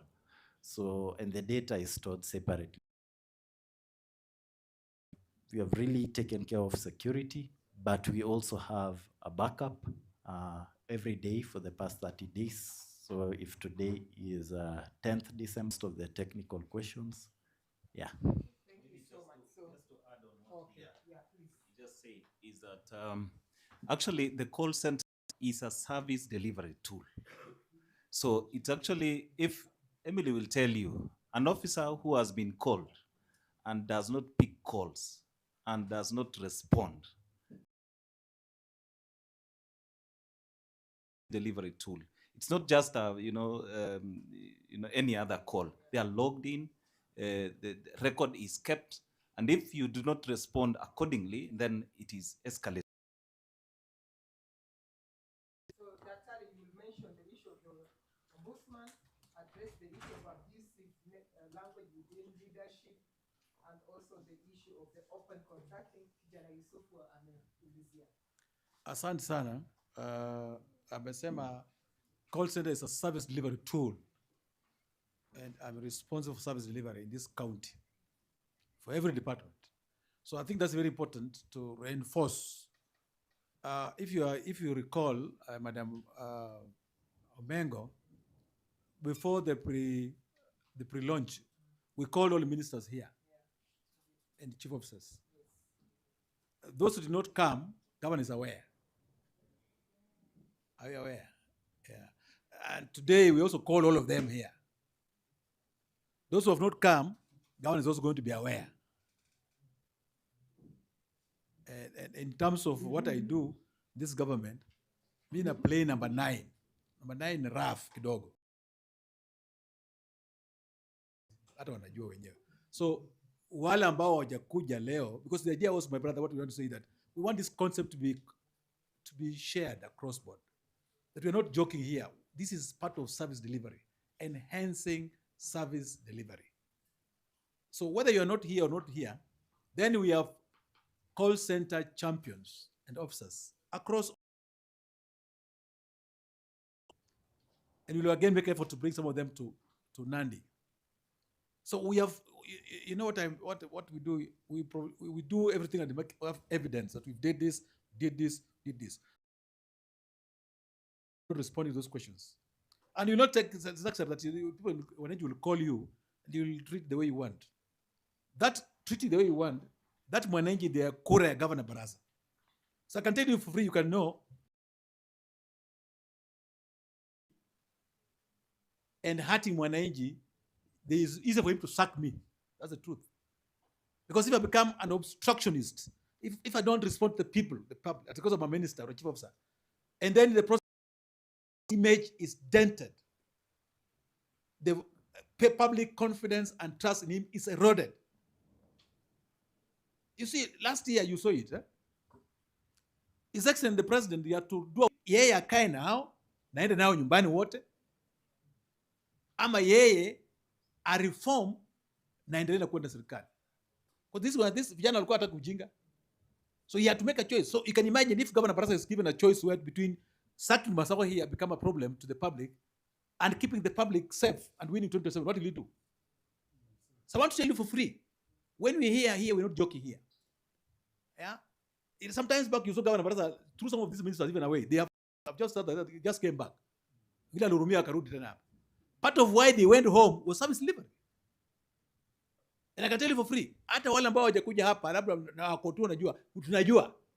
Na kama unataka kwenda nyumbani mapema, hii ndio njia yako kuja ya kwanza. Manager piga simu, anapiga simu, anarudia kupiga simu, na wewe umekaa kwa wewe ni minister. Twende nyumbani. Because the truth I told you, we are not here to joke. Governor Barasa has to come back 2027. So if Basawa becomes the problem, I like that question from Matungu. Markets, the toilets. Governor has given instruction very clearly. He's wondering how you can design it without a toilet, without a water system. Yeah? How do you build a dispensary without a toilet? So this is a question. My brother from Matungu, before you even talk about that, don't think governor is given ametuwekea on toes. If you have been careful, Kakamega is the only county where governor has not failed to pay our salaries. Some counties have told they even have 3 months salaries, 2 months arrears. Kakamega tamshara ya mwaka. Some sisters, I can tell you for free. When you finish this meeting and go home, don't think it's going to be business as usual. Once you open up this system, mtego wa panya, ushiko waliomo na wasiomo, tunafungua scrutiny properly. Na wewe kutukana, me I'm not aware, maybe head of state combination, yani mzee, mambo ya kutukana, because the truth is, you're right, people abuse others. You're aware, you don't know. If you have to be very honest, you know people who abuse people here, Kakamega. You know their characters and what they do. So I don't want to mention their names, you know. But na kama nakajizuia tu, mliona hiyo, ama mko na picha hiyo. Ni Mkenya usui, yeah. Mtu amekuja amelewa pombe, na anataka kupiga governor. Anataka kufanya hii kusukumana na yeye. Na kama nakajizuia. Because he knows this up here, we are going to take them as corrective measures. We shall put in place measures to correct response timelines. Mwami Wambani has talked about it. We are going to make sure that improves. Kama kuna mtu rotten apple moja mbili, governor anadili nayo, anajua vile kudili nayo. He has mechanism to deal with that. Ametuambia ni zero tolerance. Ukiipa pesa hapo shauri yako. Kama na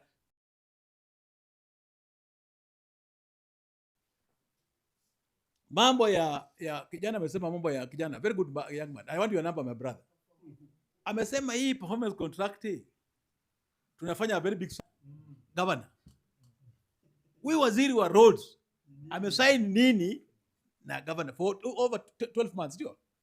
Sasa unajua mimi si mwenye serikali hapa, lakini ni maoni hiyo nimesikia, ndapeleka kwa mwenye serikali. Excellency wamesema, wananchi wamesema wanataka wangependa hii.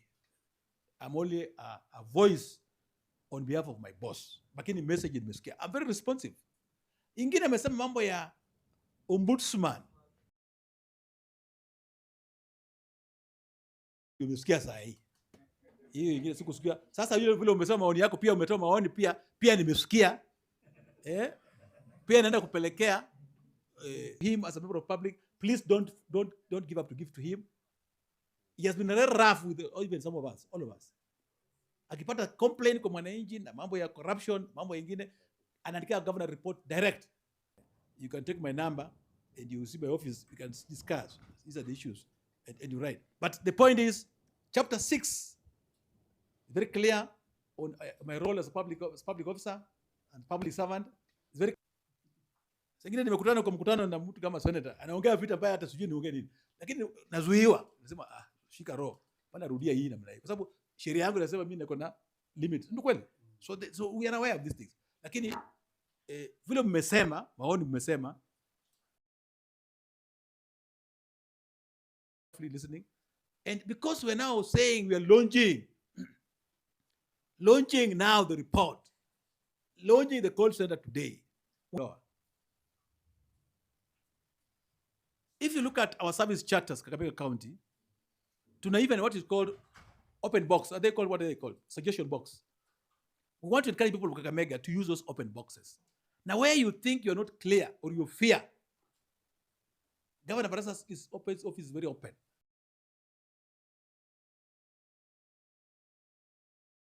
The situation is that we also open up that line. And you know, Governor amesema, if you look at his statement, Governor amesema kwa statement yake amesema, and you see that day when he was telling us, we thought it was a joke. We will discuss. So we make it a truly open center. There are some Kenyans who live in UK from Kakamega here. All you know is that Kakamega, you're not working. Who told you you're not working? What am I doing here? To say Governor is not working here. Right now, as we speak, Governor Barasa has ordered Rapid Results Initiative Program to ensure all the roads in Kakamega County are made modern. Ukifanya roads sahi, ikinyesha namna hii nje sahi inaharibika. The governor made order Rapid Results Initiative because of open governance. Because wananchi wamesema nafuata kila mahali. So all the 12 sub-counties, roads will be made passable and motorable by, if not this end of this month, January, early February. It's also part of response to the public. So we coming. Governor amesema kwa statement yake kwamba amesichukua hiyo kama positively, and we'll put corrective, remedial. And moving forward, I want to ask civil society groups. My brother Mwalimu,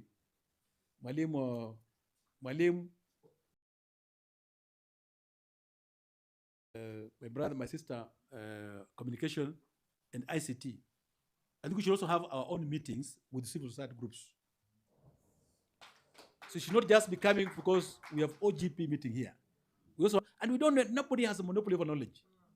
Nobody has a monopoly of knowledge. Governor says, tuwe na mkutano yetu na hawa. Pia hawa, they want some support from Uzalendo. Tuandike proposal, we umome, orisi.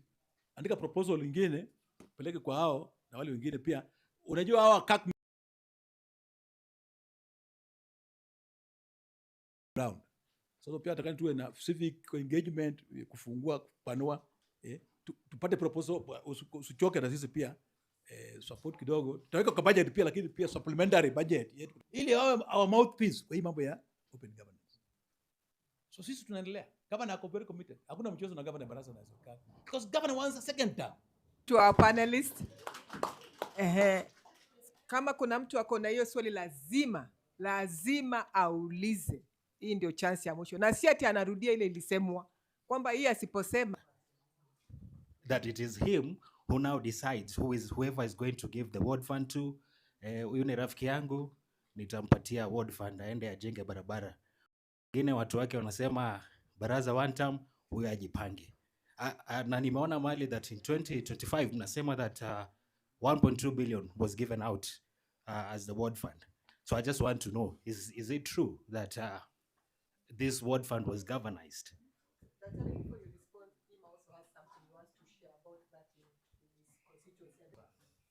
Well, I think we need to get some things in order, and I'll tell you that the same challenge and it gave birth to what is called the Equitable Development Act of 2015 of Elgeyo Marakwet County.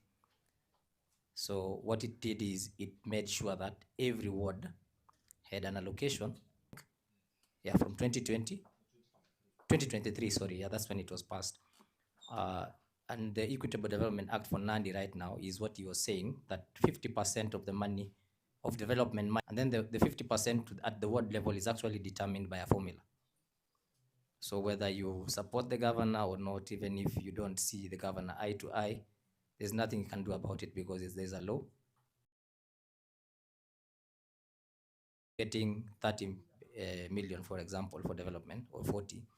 Another ward is getting 46, another ward is getting 42, and so on, based on the formula. Regardless of whether the governor listens to you or you listen to the governor, you talk to together as an MCA, that does not change. But nevertheless, one of the things that we also need to remember is that the role of the MCAs are three: legislation, oversight, and representation. At no point should the MCA be the same person who implements a project and be the one who oversights the project. That's a conflict of interest. Thank you. Yeah, 2 seconds. Yeah. Now, I want to say this. Not what we said. There are miscommunications, innuendos, propaganda, and all these things. Governor Baraza, when he came to power, we had bursaries were being given to per ward 2 million. Governor Baraza he doubled that million to 4 million per ward. I want evidence from any MCA who says that person did not go to his ward, whether he likes governor or not. All of them got that money, and they did that. We have the equivalent of what is called equitable development. We have the Wards Development Fund Act, passed by the Member of the Assembly in Kakamega. And I can tell you for free, and I think that's why it's good to have this call center. Some of these things now you can go to the public and explain. And I'm happy my brother brought it up. Sisi, governor alisema kija kwa serikali kwamba kila ward itapata 20 million for development. That has the exchequer delays and so many things. For example, look, this particular year we're supposed to have given bursaries early this year. Then the Comptroller of Budget said government put in to give bursaries early this year to every ward again, 3 million each. Yeah, was stopped by the Comptroller of Budget, and they went to court. And governor again, being the head, being the Council of Governors, went to court to seek clarification.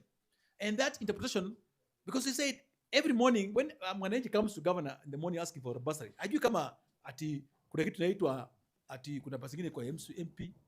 So they come, because when the governor wakes up in the morning from his home, if you go to his home in Marambi utamhurumia.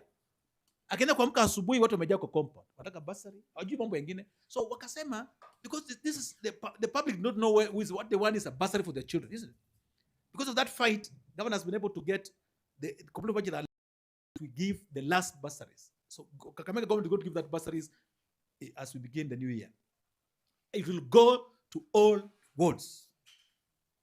So mambo yati huyu, I cannot say now huyu nataka kuona sura huyu na huyu hapana. Yeye ni baba wa county. Anaangalia watoto wote. Na watoto kwa Boma na kwangu wengine ni Watukutu, wengine ni Wajori, lakini every ward in this county, there are 60 of them and developed equitably. The departure is the mode of operationalization. And chapter 6 is now called Conflict of Interest Act. Ilipitishwa juzi. Si ndio? Inasema kama wewe role yako ni oversight. So shida unaona hii unasema Kakamega sio tu because kama alikataa kupea mtu yote pesa. What you're saying that government has departments of water, of health, of education, food security, able to make sure that those projects are working, because if they don't work, as you rightly said, those MCAs are being threatened to go home. Na wanasema hao pia akitaka kwenda nyumbani pia twende na wao pamoja. So kama naenda ongea na wananchi kweli kwamba sisi bila zuia mtu yote kupata pesa yake. Kuna MCAs ambao labda wana shida na kufanya kazi na governor. Fine. Buhugu Stadium, very expensive. We can't do it on our own. So that's why the constitution says we can't do it on our own. So that's why the constitution says under the is collaborative, and what's a good other English word, Mwami? You went to school. Yani interdependence. So mambo kwamba sisi at MCA mtu anakwenda kama mtu anakwenda nyumbani na mambo ya one time, hiyo ni yake. Sisi hatuna mambo ya one time. Sisi ni tu come next year when we're having such gathering, also they'll be able to share some of the good practices which they have implemented. But I think a message which is coming out very clear, able to implement as they go to their second year. To the county official, the executive, the assembly, or the chief officer, and all relevant officer. That turnover, which I think Emmanuel mentioned about, is that the officer amepigiwa simu, ameambiwa, yeye anazunguka huku apeani majibu. So it will actually based on that. And that is how that trust, Ima mentioned, and Wambani, that is how that trust. Ladies and gentlemen, I think we're now coming to the tail end of this session. I'll request. Yeah, we have like less than speaker, and the next speaker after you will be Bwana Musa Sakara from MS1 agency. You'll be Emma. Then we'll finish up with Daktari Masahwe as the closing remark. As we listen to them, we're also having the media briefing session going on right now. I request that we have partners from. It's okay. Thank you all. So we've got to improvise. This was supposed to be an interactive session. So a couple of things from Twaweza and the Learning and Strategy Department and the work that we've done in 5 things that we think are very important, especially in this open government partnership space. Number 1, government is not realities. And open government will only work when these pieces are moving in the same direction. So we need to create good service delivery, better schools, better road, better hospitals, access to medicines in those hospitals. That is what they experience. So we've had a lot of conversations with counties that are in the open government partnership space, and they take a lot of pride in making these commitments, but citizens do not interact with these commitments. They interact with the next step. After we've committed, what are the outcomes? So they feel the government through very tangible things. And so this means OGP will only work if we shift these daily realities. I think they have talking about like 3 different things. I'm gonna go to the last one. So the goal isn't a perfect county government. I think the goal is a learning government. And what we've learned over the years is that no county government is perfect. The real win is when a county government adapts, and even for governments, I think you need to learn, but unfortunately you need to learn very fast. So a participatory county can solve these problems earlier. I think we're gonna departments in government, that was 1. Citizens do not experience frameworks, they experience outcomes in service delivery. So as much as we can talk here on paper, it's Josiah for that. My brother Musa, kindly just move forward and give us your 2 minutes and we'll be done. From MS1. Swahili, lakini we're hoping that we'll Swahili today will speak a bit faster. Yeah, kindly set it up for him. Ajua Dar es Salaam. So once he finishes, I think we'll be having the second last speaker, who is our Chief Officer for Communication, before now officially. Good afternoon. You're all hungry, no, but let's warm up kidogo. Can we just stand up and clap, please? Tunajua tumechoka. 1, 2, 3. 1, 2, 3. 1, 2, 3. Personally, I did a desktop, just a short desktop analysis, research on whatever the county government of Kakamega has done. And the strengths and the opportunities outweigh the threats and the weaknesses of the governor. And from that, I was able to tell that the governor himself, Governor Fernandez Baraza, he doesn't thrive in sideshows. he thrives in delivery. And that's what he said during an event on the 3rd of October in Kakamega. So our theme of this is to kamilisha maendeleo. Let's complete the transformation. Work is visible. Kakamega is changing. And what is changing? We have a lot of achievement that is happening, that is working, that's showing that Governor Barasa is doing. We have Amasi Kumuriango. That is improved accessibility of community impact, which people don't have an idea that's happening. I don't know where they're looking at, that the governor is not working. We have the road upgrades. We have the Bushangala, Eregi Luciola road that's currently being done. We have at least 180 kilometers of maintained roads in the county. Just to put on a nutshell, this is the status of the roads infrastructure in the county of Kakamega as per 30th of May 2025. We see with the Lumakanda Manyoni Road is 80 kilometers is 80%, while the Matungo Galo Road, which is 9.3, is almost 97%. So once we have this information that we provide to the people about the activities being done in the county, then we'll have an opportunity to let people know that the county, the governor is working, the county government is working through the rapid response unit, through the OGP that's launched, and we are proposing to have a special unit within the communication department whereby all the goods that has been done by the governor are on what's been done. We've created a simple QR code. You can scan and it will take you to the governor's Facebook page, just to show that how seriousness this can be, to show the people that this is working. Anybody willing to scan to see where it takes you? You just use your phone. You show the phone where the QR code is, and then it will take you directly to the governor's page. And that's what we're doing. Yes, madam? Huh?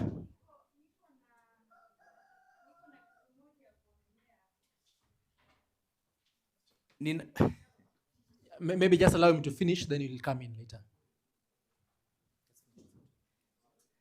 So, if this wealth creation and job creation, this is a lot of things that is really, really happening in the county government. People, I don't know, there's no portal to show that things are happening. That's why people are asking, that's why people are saying, how county government haifanyi kazi. Lakini inafanya kazi, ni vile tu hatutaki kutafuta information.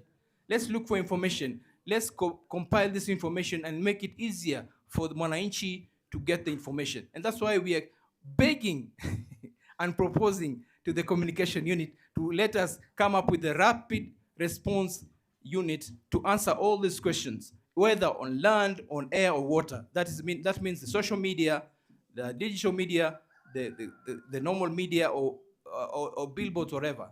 That's what our is all about. If you go to affordable housing, we have slab improvements in Amalemba, Kambi Somali, then in Mumias, in Mijini, Lukoya, and Shibale. All this is happening under the able Governor Barasa's term.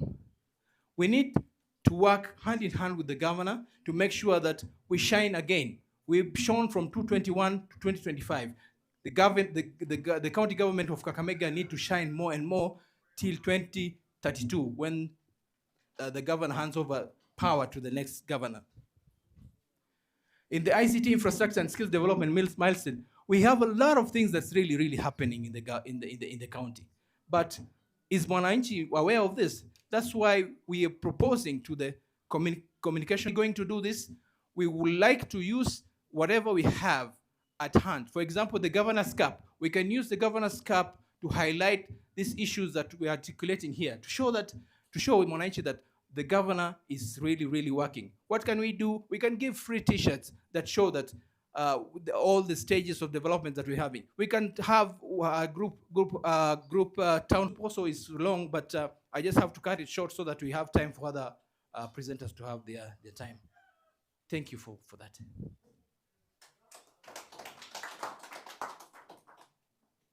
Ladies and gentlemen, I think now you've come to the end.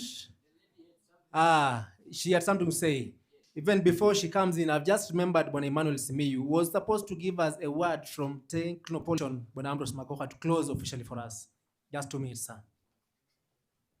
So thank you so much. On behalf of Konza, we would like to appreciate Kakamega County, and we want to keep a promise that we'll partner with you. It's a long journey setting up a contact center, because we need to build capacity and also enable you to set up your processes that work.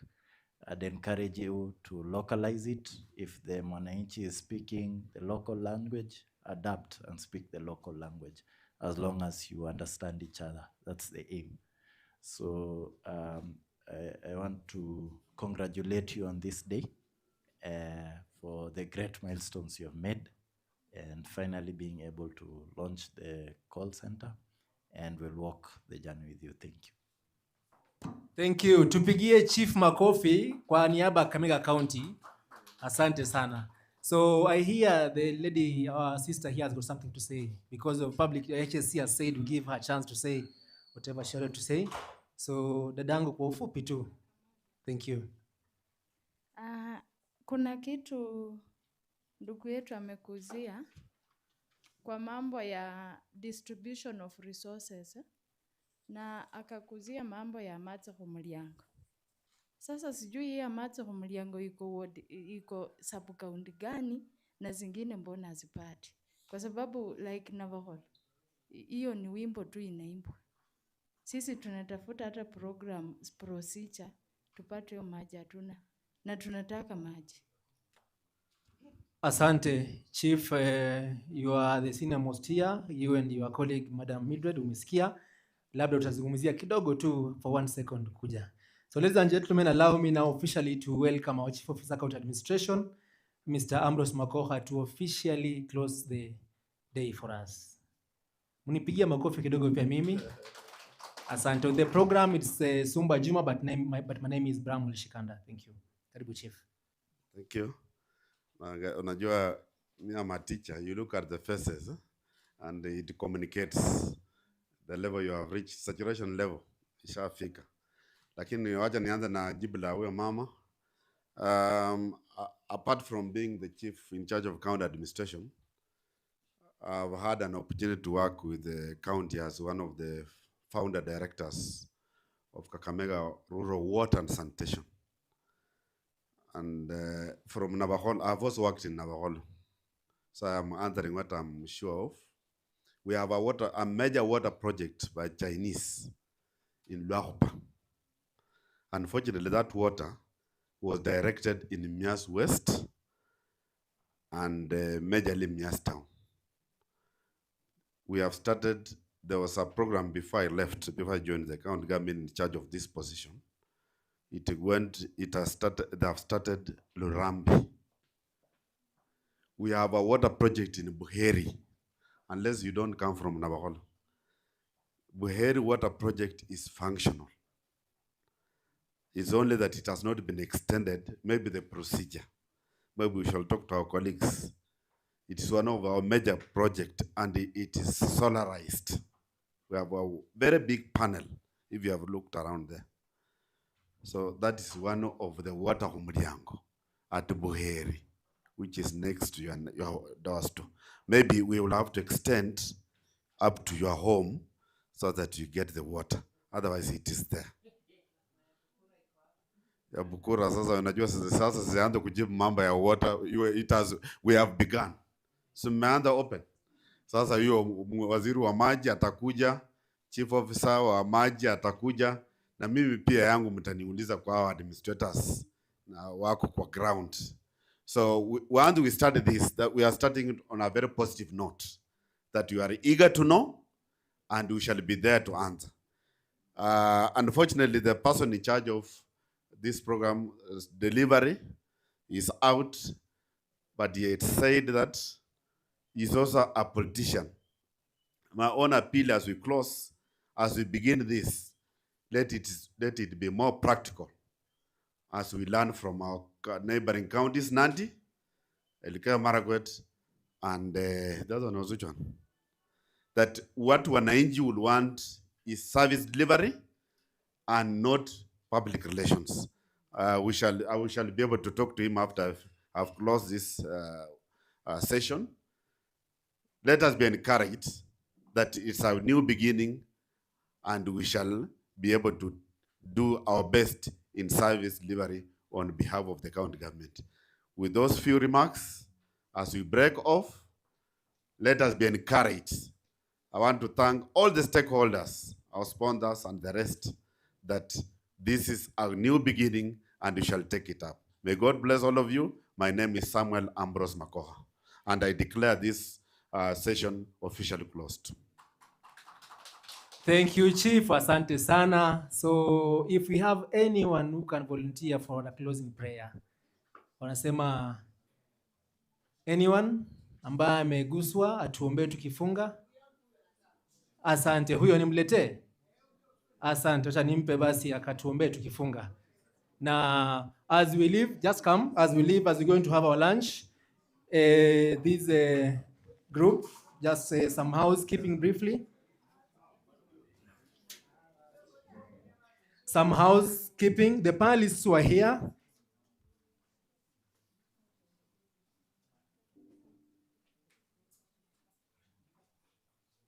The panelists who are here will, the panelists who are here, chief officers, Mzalendo, Konza Technopolis team, and the NRG team will be able to join the deputy governor at the 4th floor. The rest of us will have our lunch at the 1st floor here. Thank you. So let's be upstanding for the closing prayer, and bon appetit as you enjoy your lunch. For disability inclusion, if you are in a position to stand, please stand. But if you are not in a position to stand, you may sit. In the name of the Father, the Son, and the Holy Spirit, amen. Ever living God, it's another moment to coming unto you, Lord, thanking you for the gift of life you've granted unto us. We come to you, Lord, as we close this meeting. We've agreed on some issues and maybe some we've not agreed. We pray that as we step out of this room, we may step out as one family, dear Lord. All the measures, all the agreements, as we come up with an open government partnership, it may bring enlightenment to the Kenyans of citizens. Almighty Father, we pray for our county government of Hope. We pray for everyone who is in here as he goes back home. May he reach home safely. We have this short prayer in Jesus' name, I pray.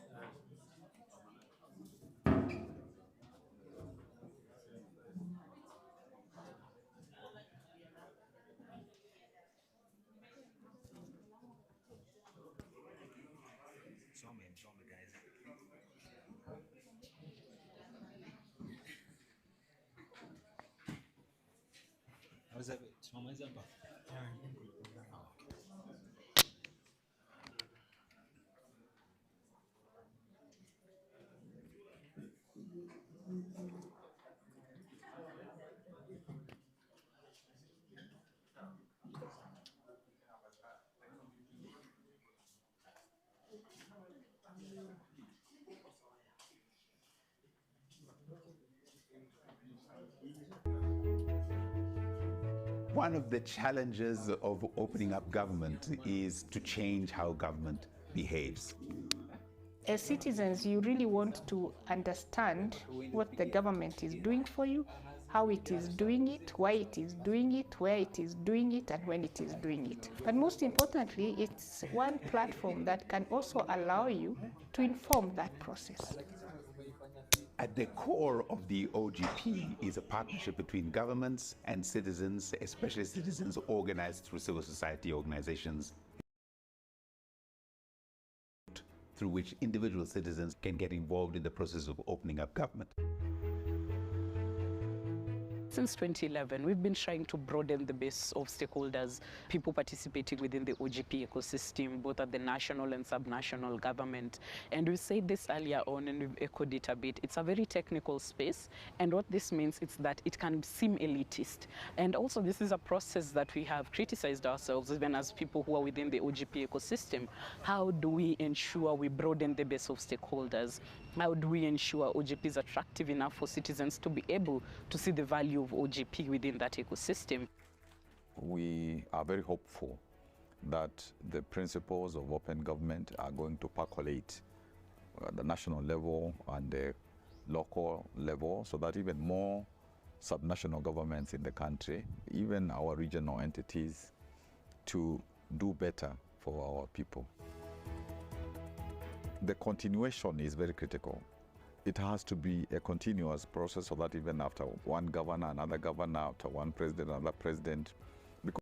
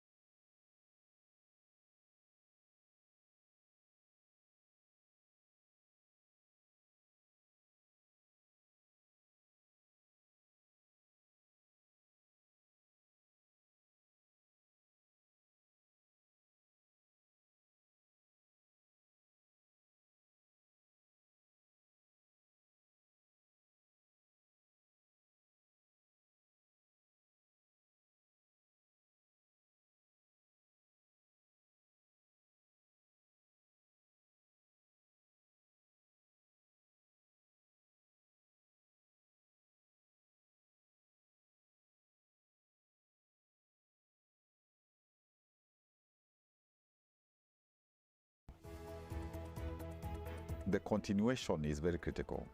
It has to be a continuous process, so that even after one governor, another governor, after one president, another president, because it's a very, very important tool which helps us to do what is right in terms of opening our systems, in terms of growing democracy.